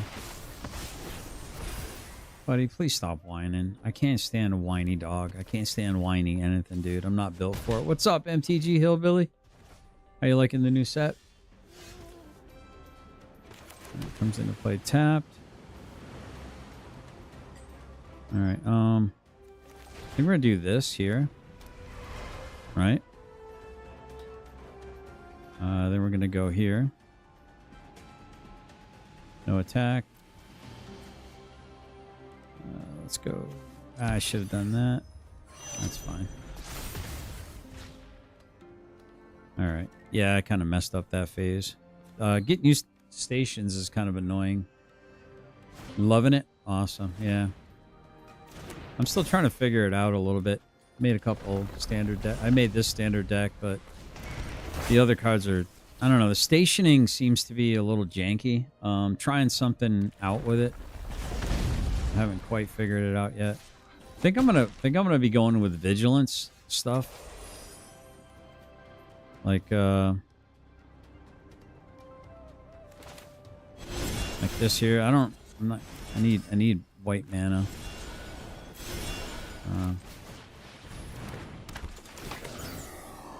No, nothing in there. Dang. Let's see.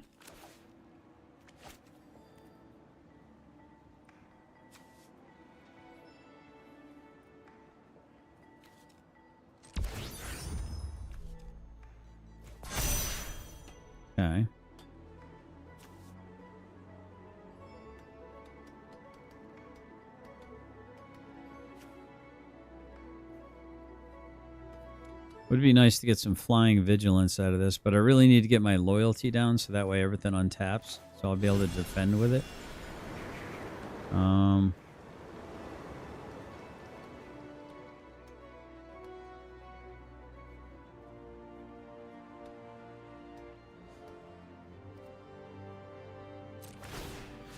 think I'm gonna make this.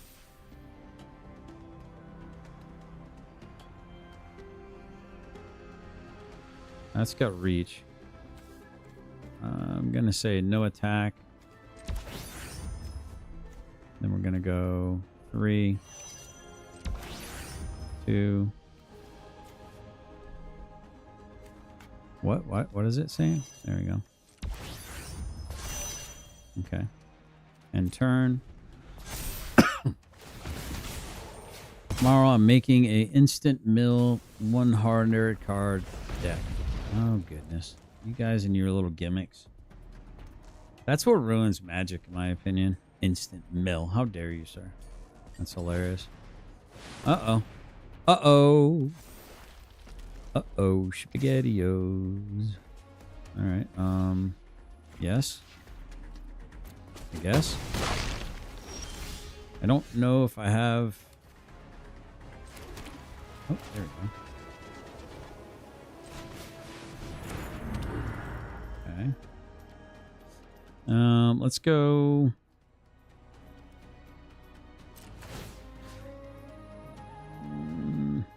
No.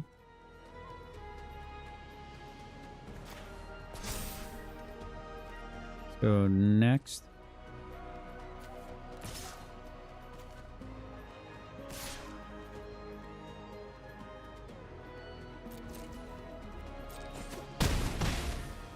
Okay, and then we're gonna go... Do I station this? Yeah, I think I do this one here.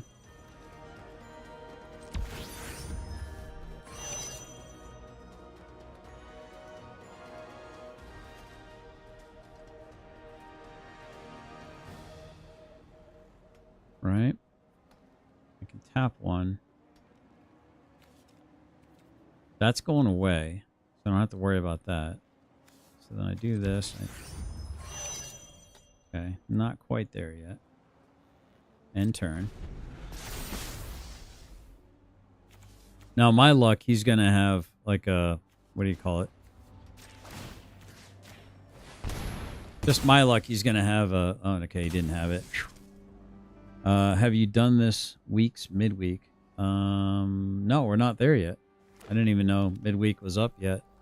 Oh yeah, it probably is ready. I have not done it yet. I'm all about combo. Dang you people. You did the entire format is weenies or Jund mid-range decks. All right, let's see. How about if I do this? Oh, this is going to be so amazing, chat. Watch. Oh, chat, watch. I think I just broke the internet, chat. Let's see if this works.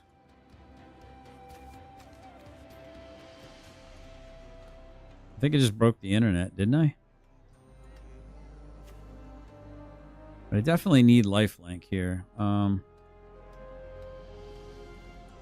don't know if this is going to work. Listen, this is flying, right? Oh, no. Okay. Well, it gets trampled, doesn't it? Does it not have trample? Oh, I did the wrong one. Oh, I thought maybe it would make it flying. But it didn't.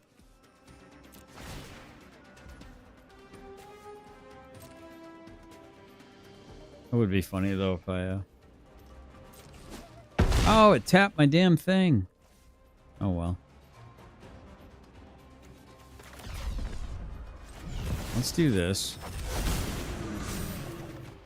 Okay.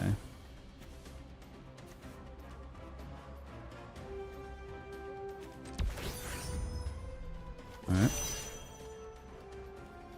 And turn.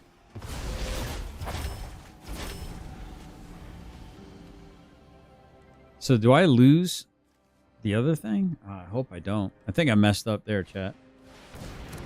Yeah, it doesn't have trample. I thought I was hoping it would have flying. That was what I was hoping for.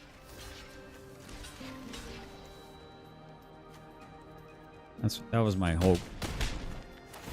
That's all right. Ah, yep. Oh, that was so close.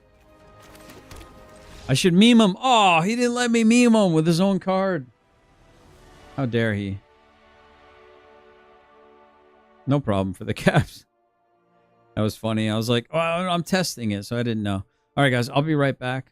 Stand by. But it looks like I leveled up. I'll be right back. I got to feed my dogs, otherwise they won't stop whining. So I'll be right back. You hear him. You can hear him barking.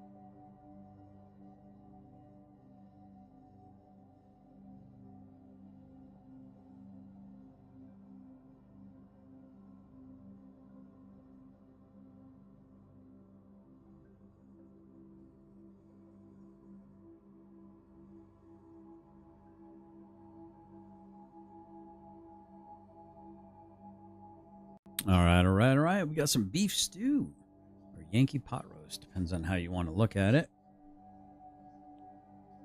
What's wrong, buddy? Did you eat big chunks or something? What do you got going on, Finn? Is that you, Ellie?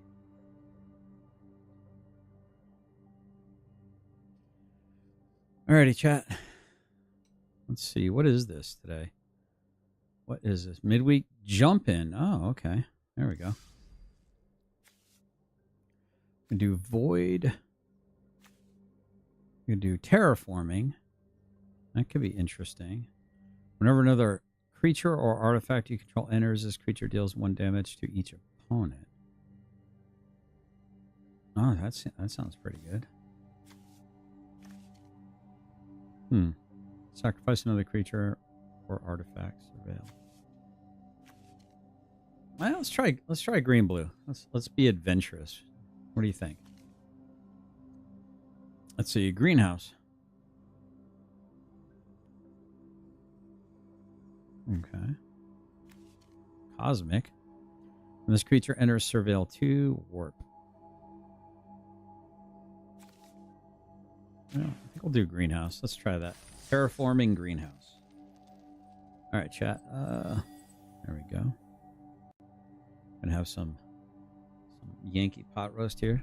Gonna nibble on it. Let's go ahead and give it a shot.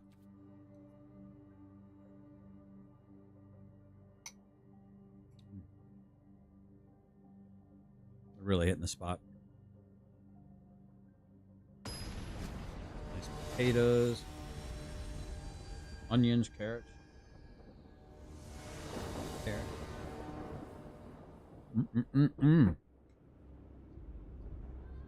Oh yeah, I haven't done the 3 free packs yet, have I? Yeah. I got a bunch of packs I haven't opened yet. I'm gonna wait till after I do my drafting. I'm gonna open all my packs after I've pretty much collected most of the set, and then I can get a bunch of gems back. All right, we'll keep this. This is actually a really interesting card. This is a really good card, actually. Nice landfall card. We're gonna gain 1 life. Let's see. Landfall. Whenever a land you control enters.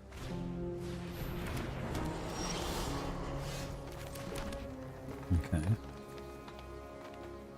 Let's see. Warp. If 1 or more counters would be put on a creature, a spacecraft, planet, or I'll put twice that many on it. Okay. And turn.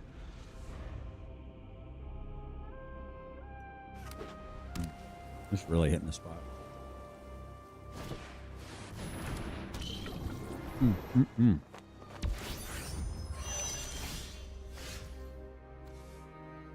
Love that card, by the way.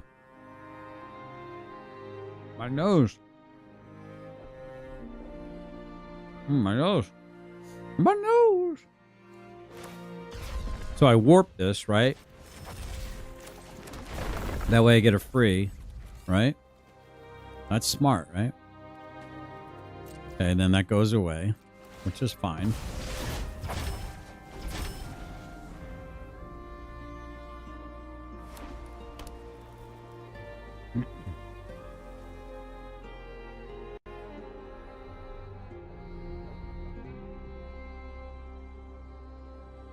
Yeah. Before you crack any packs and draft. Yeah, actually I got to do that too. Thanks for reminding me on that one. Did it go through Hillbilly?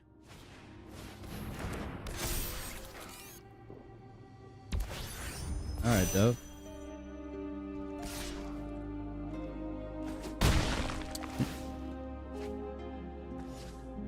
Give him a butt kick. All right, what do we got here? Gain 2 life. Bring a lander.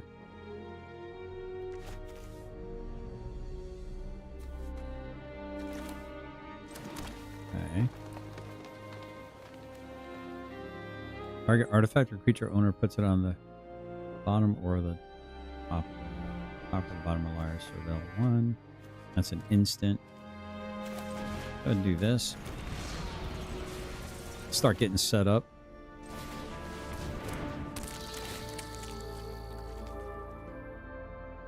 Enchanted creature or fights up to 1 target creature. Oh, cool. can't be blocked. Okay. Sure. Go ahead and swing.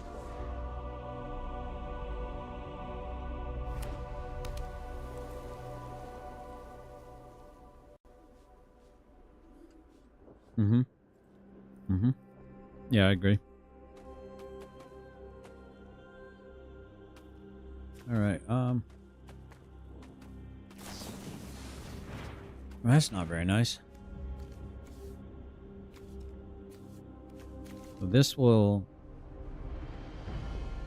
fight. So I can fight that. When this creature dies, put its counters on. Yikes, okay.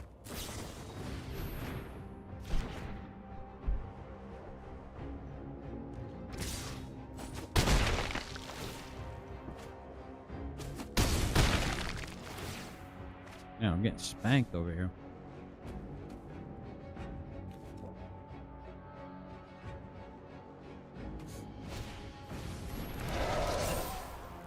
What's my gamer code? Me? No, I can't access it right this second. Hold on. Yeah, I'm getting my butt whooped here.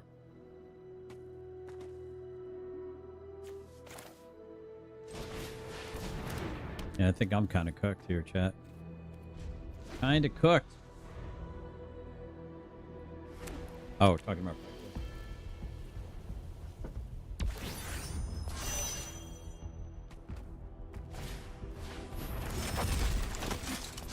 This guy's just building on top of building. It's like blue-white's the way to go.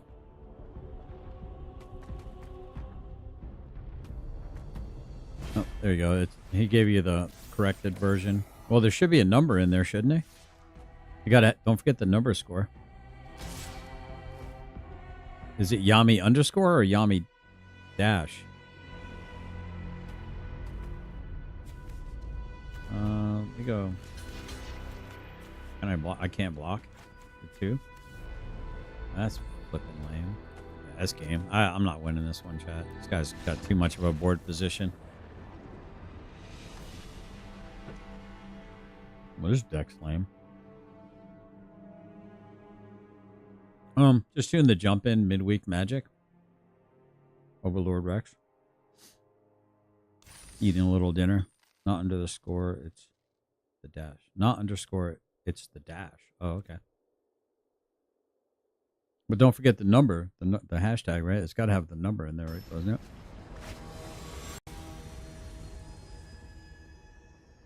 All right. Got some potatoes and carrots. And onions.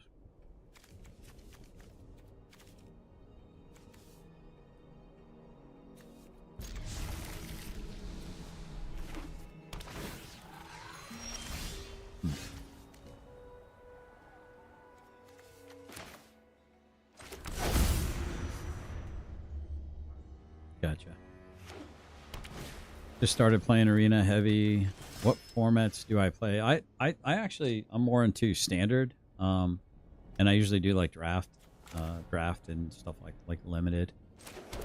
Rather enjoy that.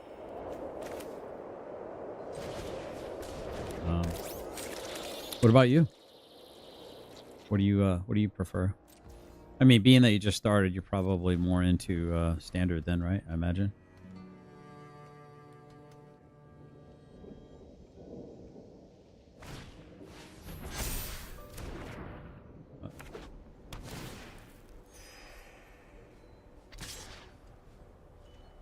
Scribbled in my beard.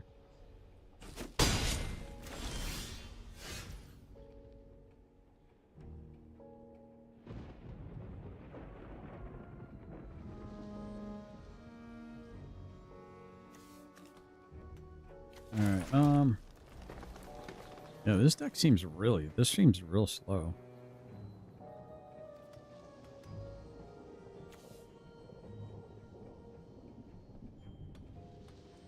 That requires 2, right?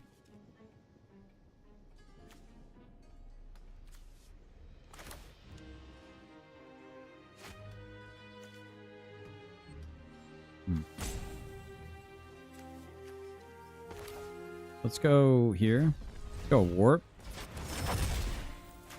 Let's go warp. Okay.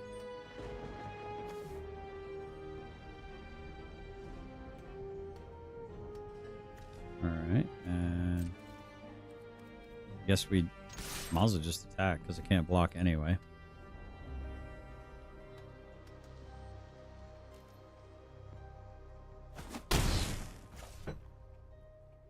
In turn.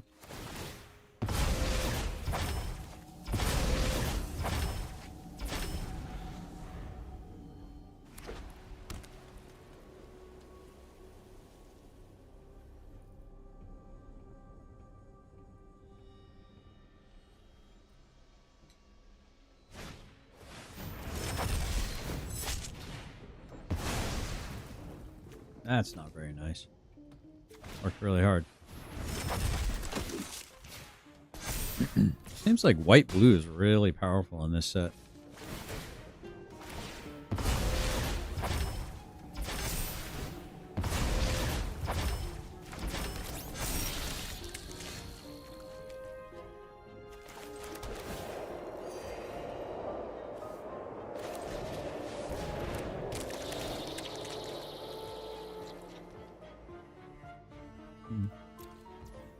Wow, that thing's like huge now. Getting whooped again.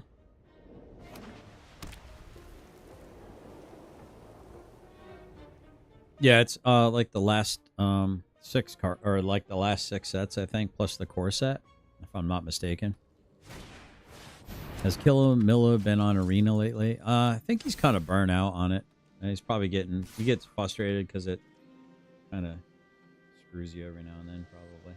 I haven't seen him on in a while. Plus, he works most of the time. He's been playing Death Stranded, I think it's called, or whatever.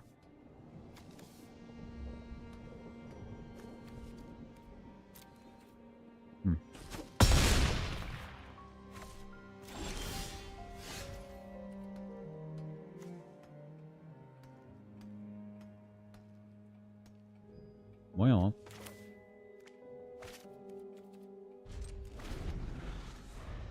Well, shouldn't have gone with blue-green. Blue-green's weak as all get out, man.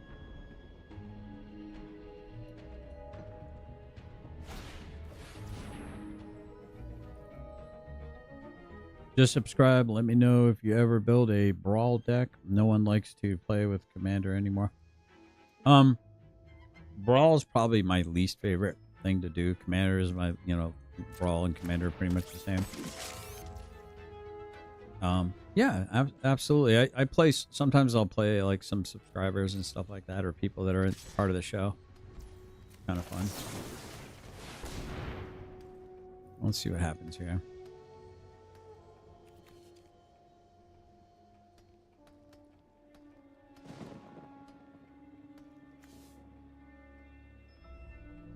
Sorry, I'm a little distracted. I'm trying to put food down my gullet.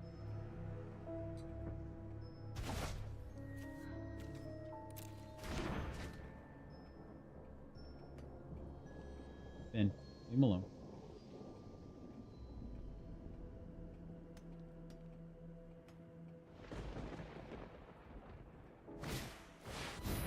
I don't even know what Rusko is. I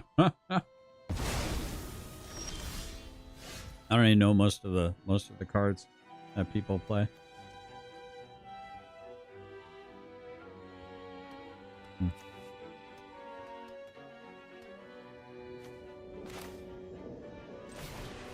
I think I'm not getting any mana at all, chat. I don't know what the heck's going on here.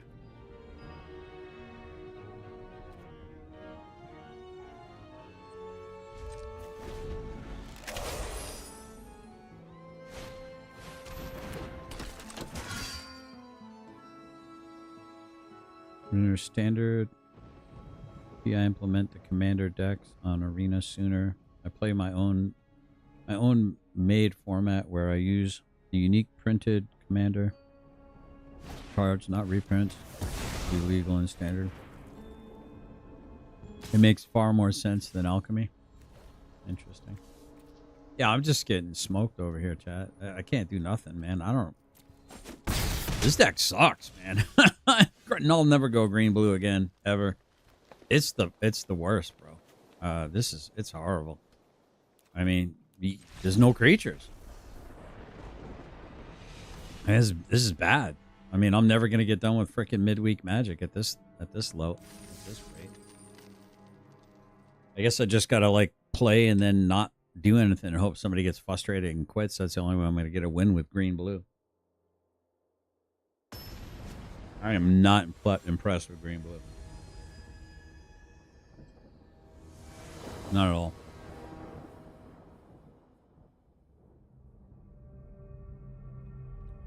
Oh, blue black. I like blue black.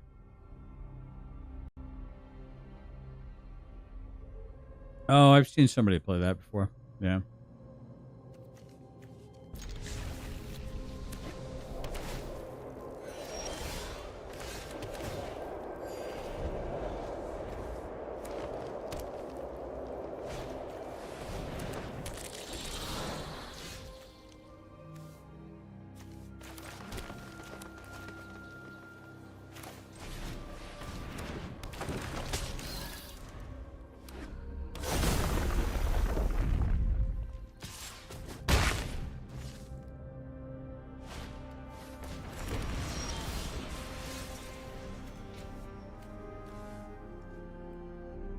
This deck is horrible. Oh, it's so bad.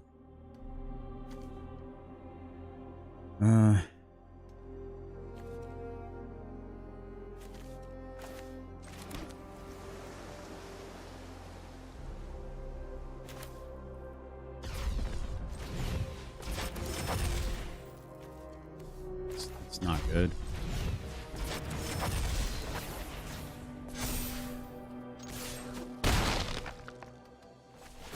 I mean, maybe I'm just playing it like an idiot. I don't even know.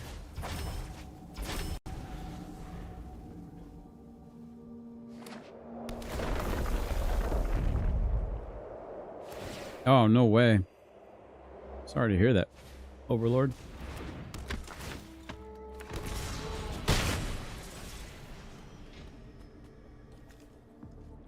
There's the landers.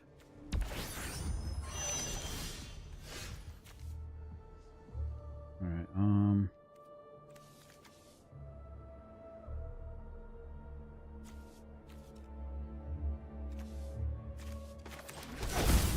get it in, I guess. Sure. Leave land on top. We need land, chat.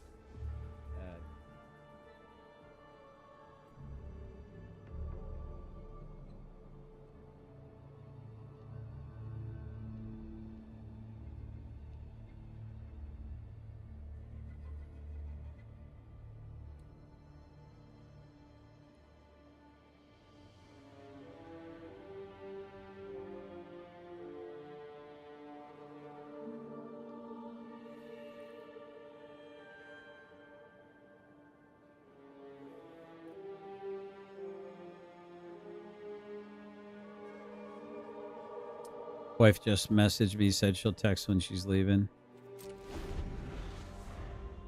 Well, I appreciate the hangout, boss man. I hope you have a great rest of your day. Sorry, yeah, it's a pretty kind of like congested point in my day. So my wife's about to get off work and stuff. So just responded to text messages and whatnot. And you hope you have a good day too. Appreciate the subscribe, and hopefully I'll get to play you someday. Won't be much longer till we can get Spider-Man. Yeah, I heard about that, huh? I mean, this is ridiculous, dude. Everyone's deck is better than mine, dude. It's like, what the French, dude? Dude, green, blue. Do not do green, blue. Do not do terraforming and jumpstart. Do not do it. It's hot garbage, chat. It is absolute ass. All right, so I can warp this, right? So I'm thinking about if I warp that.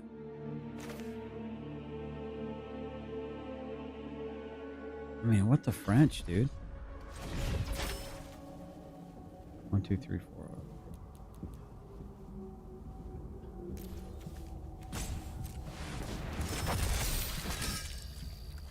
4. Wait, what?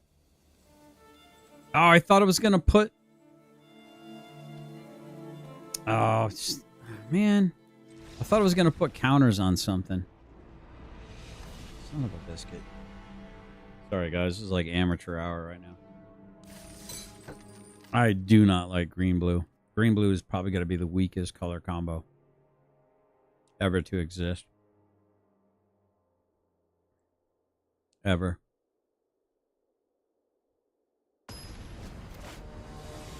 It is bad, chat. Hey, Finny. Come on. Lay down. Go, buddy. Lay down. There you go, buddy. Come on. There you go. Lay down. That's my boy. This is painful. This is absolutely painful for me to...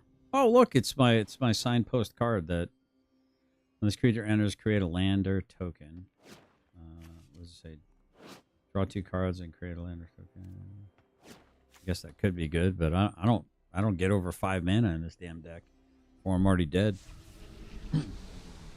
It does when it leaves the battlefield. I guess I'd have to read it again, but... Oh, that's right. It puts its counters on something.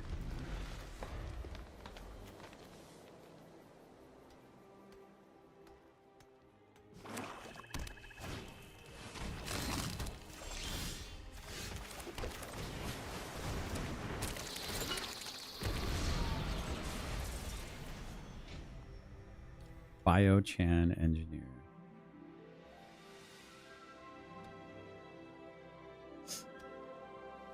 I'm like full already.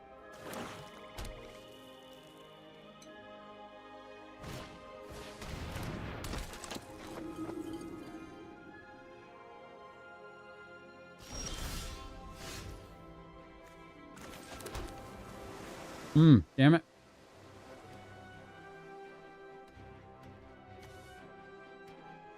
I'm playing like a silly goose.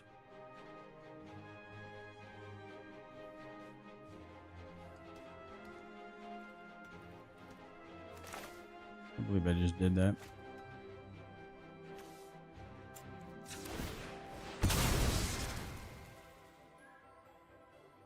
Should have done that either. My goodness, man. This is like amateur hour.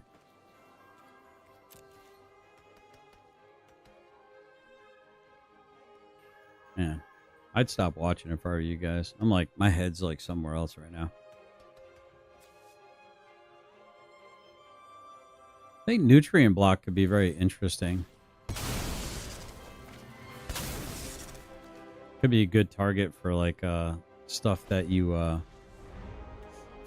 want to put like the white enchantment for one that exiles a target permanent opponent controls.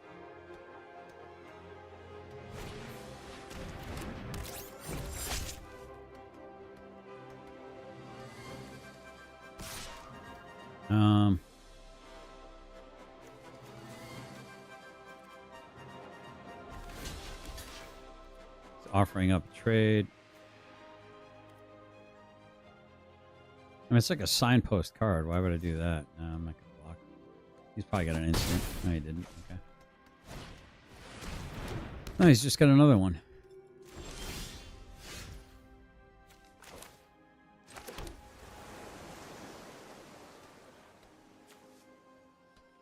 Why do you keep putting your frickin' lands down first, dude? Sorry, guys. It's been a long day. A long, long day. I've just ripped myself off of,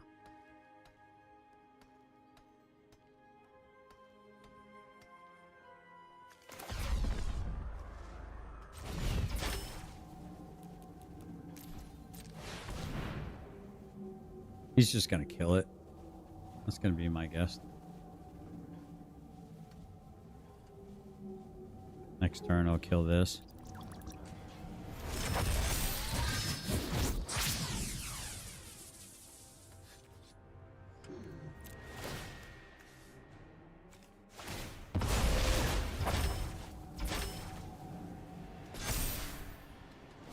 Man, that's actually not bad.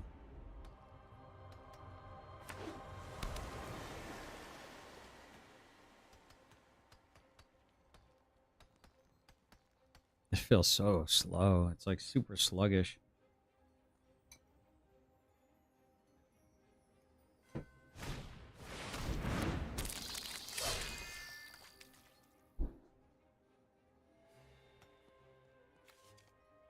A little 1/1 death touch is keeping my big boy at bay.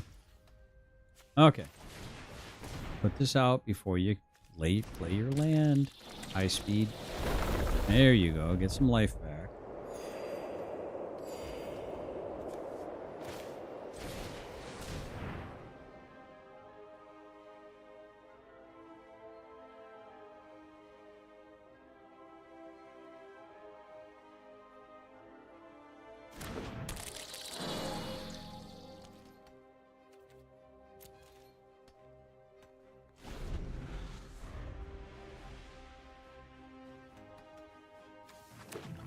Whenever a land you control enters, target creature has base power of... So I can target this. Genomorph Imago. So this can become a 6/6. Flyer?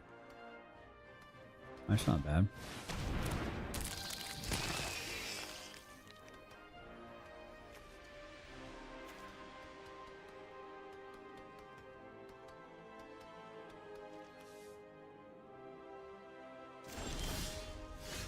Hmm.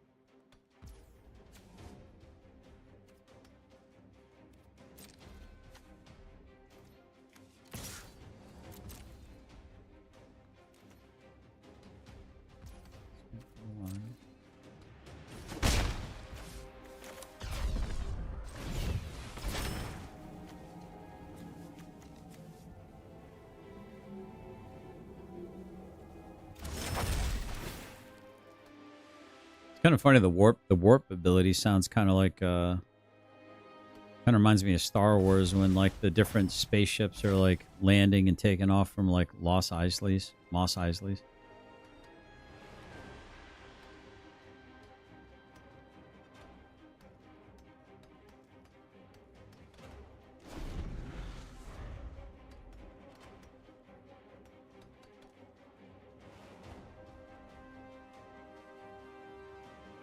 That's what it is. I didn't take my old man nap today. I'm definitely fading.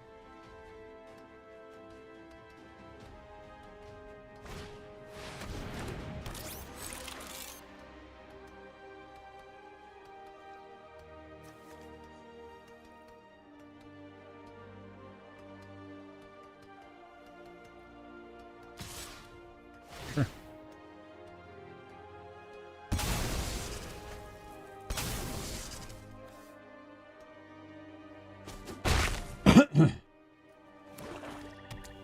Did you see what the next blue-black set will be for next year? What do you mean? Did I see what the next set for next year?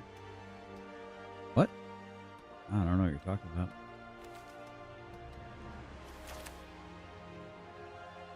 Let's go here. Probably should have waited until I actually had a land. Oh, I do have a land. Never mind. Let's do that.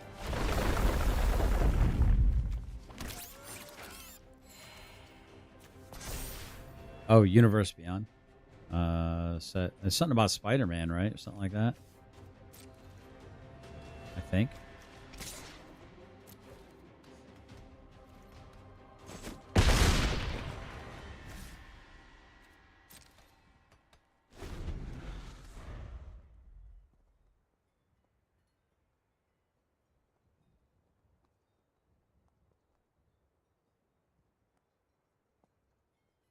I know a lot of people were saying when Universe Beyond comes out, they were going to stop playing Magic.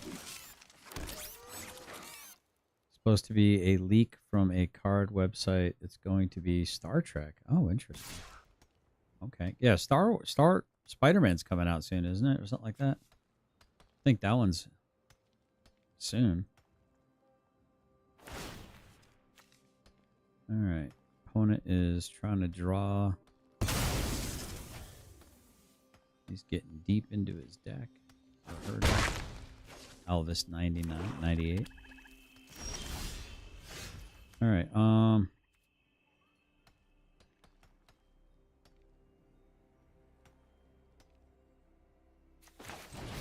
think we're gonna do this.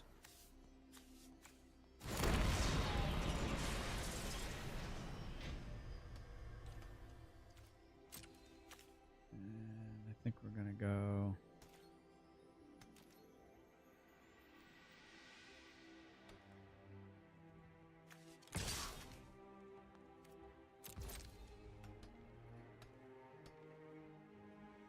Watsu released too much too soon. Releases too much too soon. Gotcha. Yep, Spider-Man is next, then Avatar, The Last Airbender. Then we get Lorwyn again. Lorwyn. I'm not sure if I'm familiar with Lorwyn.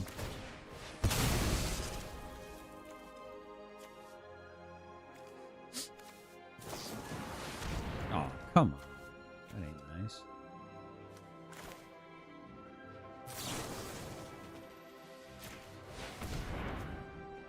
No. No soup for you. We'll put that on the top.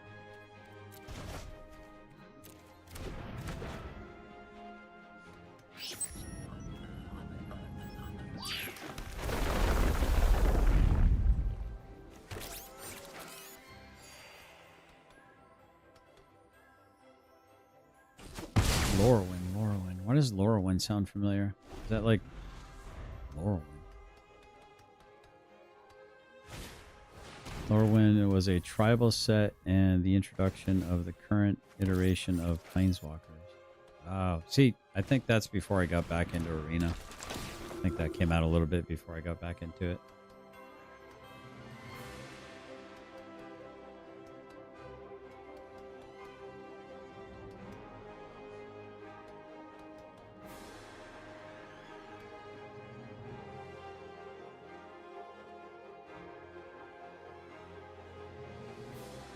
Kithkin, Giants, Merfolk, Fairies, Goblins. Oh, got it. Yep. Yeah. Okay, that makes sense. That's okay. Well, that's cool. I kind of like that. That's those kind of things. Also, the elementals. Interesting. All right, fan. What are you doing, buddy? Hi, Ellie. I know you want some of this, don't you? You can't have my stew. Give you the runs.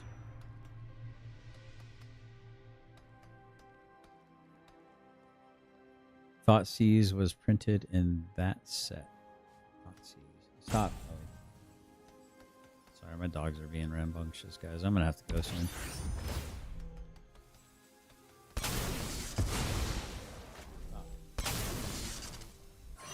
Go lay down.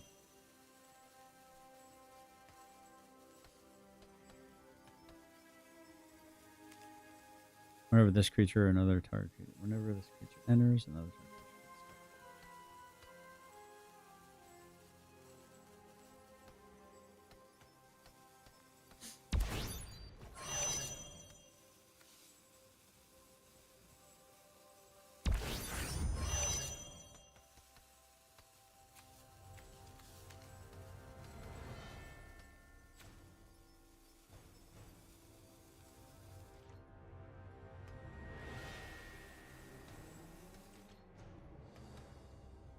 I'm a filthy controlled degen, and the only art from Thoughtseize is the art from that set, and I'm sticking to it. Gotcha. Actually, fun fact about me is I used to play Magic the Gathering back in '93. I created the very first creatureless, with the exception of Mishra's Factories, the real Mishra's Factories, creatureless control deck with 4 Wrath of Gods, 1 Balance, 4 Swords, Plowshares, Armageddon, Soul Ring, Mox Pearl, Mox Sapphire, Control Magic, Control Artifact, Steel. I'm sorry, Control Magic, Steel Artifact, Disenchants, 4 Millstones. So I had the very first creatureless control Millstone deck. And so if I didn't mill you, I would try to basically control magic your own creatures and kill you with them. Or, you know, with my Mishra's Factories to kill you that way. So yeah, it was like the first, I literally, I used to get, I got laughed at. I was on the West Coast. That was on the West Coast, Seattle, or well, Tacoma, pretty close to Seattle. We're going to say no attackers on this one. Yeah, no attack. Oh wait, did I not get my creature? What happened? It must have got milled or something. Well, that sucks. End turn. Counter spells, 4 counter spells. Trying to think what else I had there.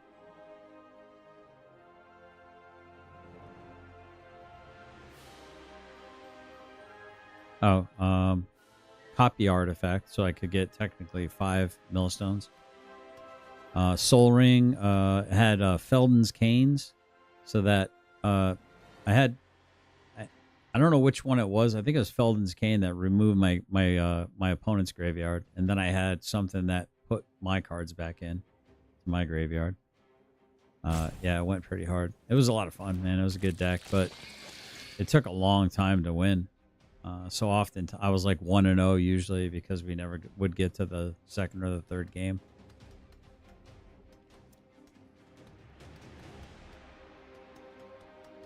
So a lot of times I'd win 1-0. Frustrating, I guess, for my opponent, but that's me hustling. But it took so long to mill back then. You know, 60 card deck. It used to be like 20 land, 40 non-land.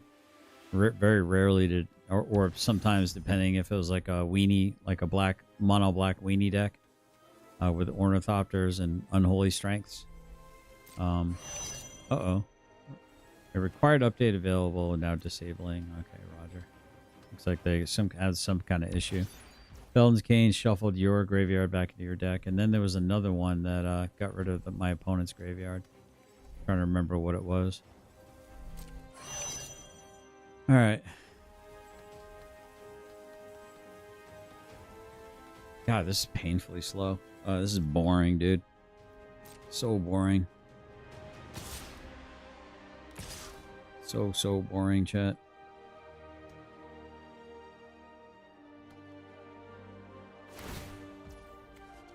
Let's see, whenever draw 2 cards, whenever he enters, let's see, during your turn, has Death Touch. Okay, fair enough.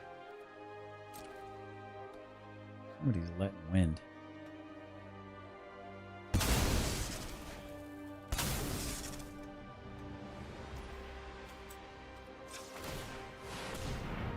Let me see, he's going to kill it before it activates.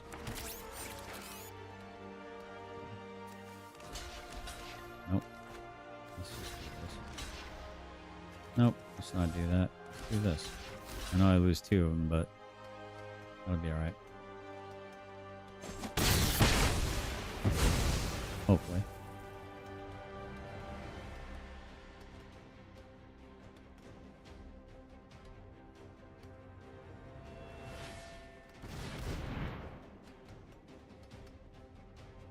I'm gonna turn the lights off. My eyes are actually hurting. Sorry guys, it's gonna get kind of dark in here. My eyes are just, I'm over here squinting real bad. Been in these lights most of the day, so my bad. Why does it keep turning off?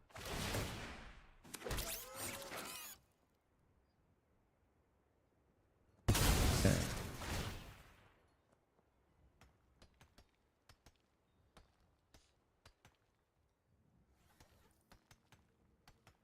I'm looking forward to the decks I'm going to build with this set, though. It's going to be a lot of fun.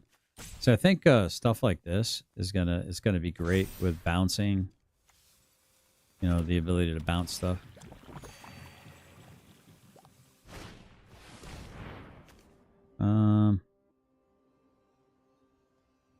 Target opponent reveals their hand. You choose a non-land card from the play. Discards it. Okay. What the heck is going on? Go lay down. Leave her alone. Stop messing with her. Sorry, my German Shepherd won't leave my little wow alone. Is he not knowing what to pick, or?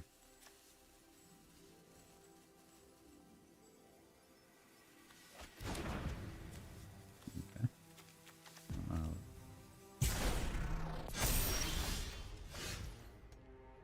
All right. Gosh, this is painful. This is like really painful.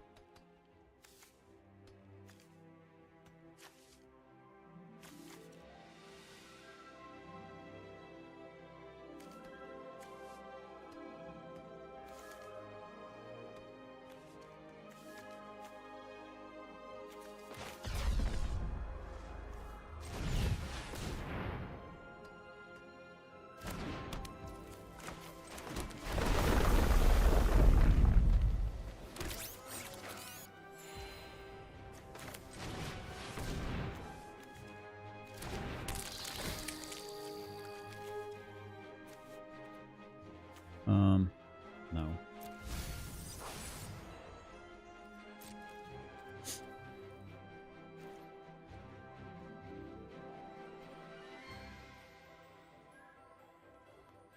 Just gonna go ahead and turn off the clone.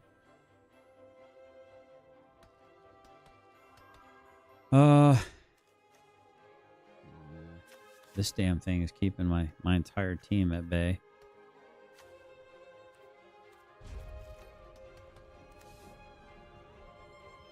Whenever this creature leaves the battlefield, on target creature control.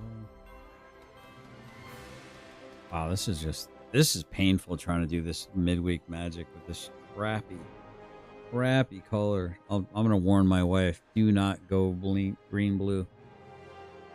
Blech. Blue ain't bad, but green blue is. This terraform deck. Hot garbage, chat. Hot garbage.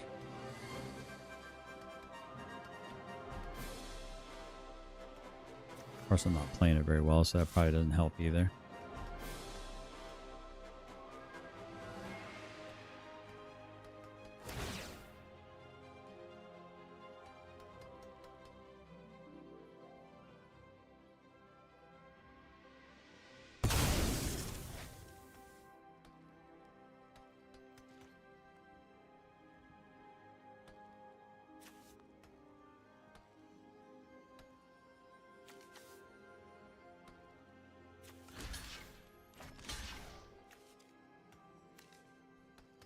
He's got something, dude. He's got like, what do you call it? Indestructible. He's got to have like indestructible, right?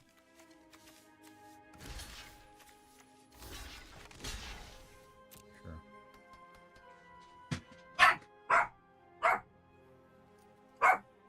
Good job. Way to bark. You did it. You did the thing. You barked. All right. Enough.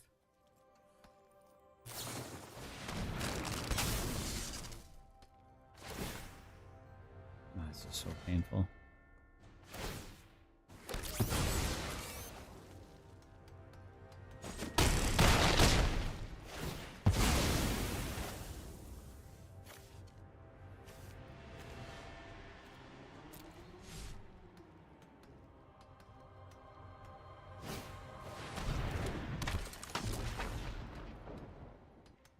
I mean, the guy's so wide, dude. I'm like, I can't get a freaking creature out, dude. I mean, this is crazy, man. Takes all my mana to get a 2/2. It's like, this deck is horrible,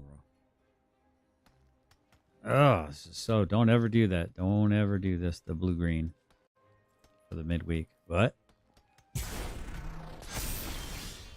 Really not good.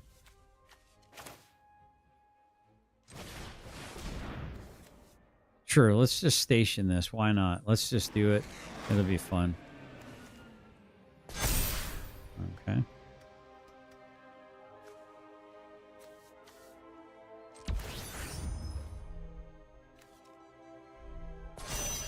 Hey, Karma.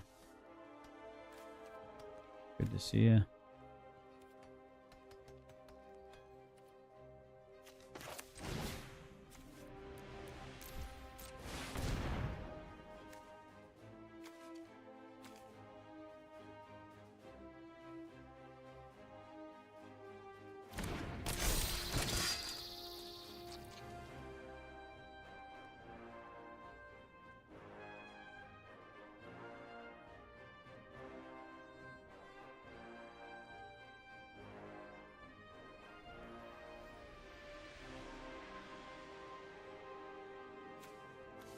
Listening while I make deals on schedule 1. Almost time for some little nightmares too.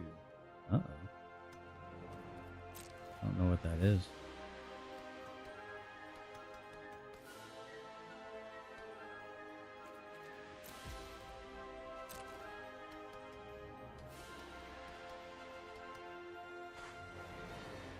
Dude, this guy's playing slower than I do. I play pretty slow.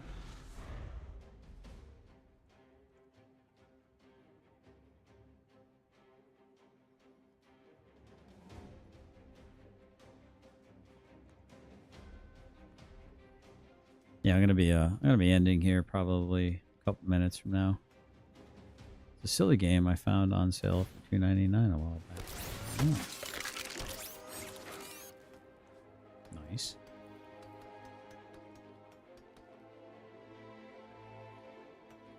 Nice.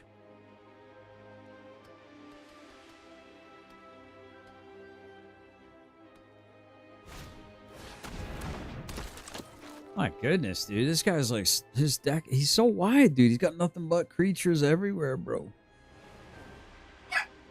My goodness. Ugh.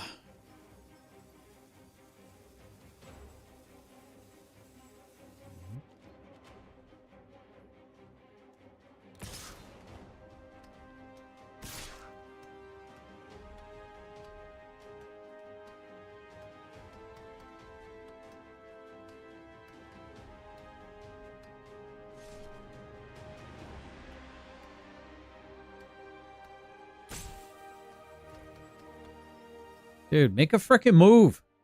Oh, Jesus. Lord, help me. The dude's like so wide. It's like ridiculous, man. Give your balls a tug, man. Find your nuts.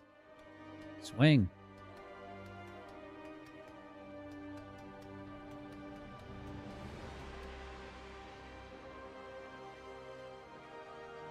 That was Ellie getting cantankerous, yelling at Shadow because Shadow won't leave her alone.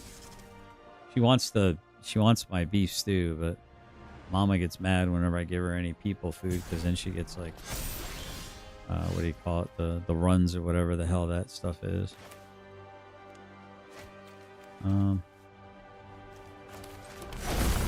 Colitis or colitis? I don't even know what it's called.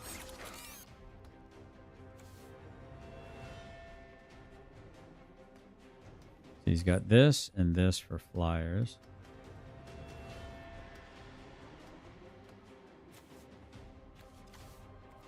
Excuse me. All right, pass turn.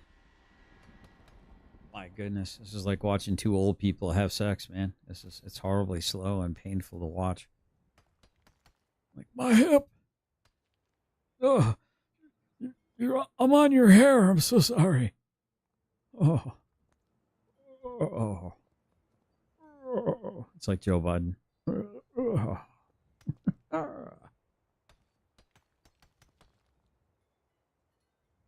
You are a pain in the ass right now, dude. You will not leave anyone alone, will you?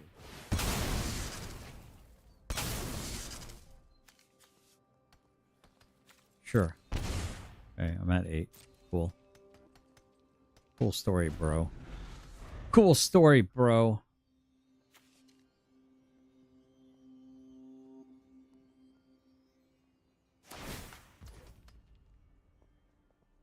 Now what?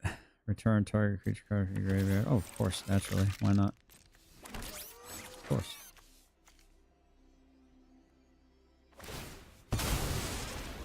Sure. Of course.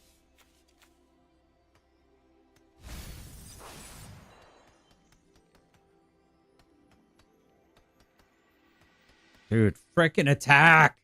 I'm about to quit, dude. I'm just like... Oh, opponent.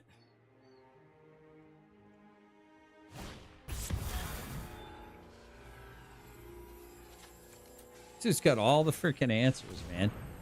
I'm drawing shit. I ain't got shit. This guy's got everything. It's like he's got every answer. I know. That's what I'm saying. But he won't freaking swing, dude. Yeah, that's game. He's got me. Then he attacks with like one freaking creature at a time, dude. I mean, he had me like 4 turns ago. I can't. This is never do terraforming greenhouse. Never do terraforming greenhouse for Jumpstart. This is midweek magic Jumpstart. This is bad. Oh my goodness, it is. I'm not even gonna get a win. The best way I can get a win is I'll play a game and don't make a move and hope that my opponent will quit. And that is the ultimate bad manners. I get that. But I'll be right back. I got to take care of my animals real quick. Actually, you know what? I'm going to log off, and I'll catch you guys on the next one. And all right, I'm coming. Those dogs they're in need of love. So I'm going to give them some love. I'll talk to y'all later.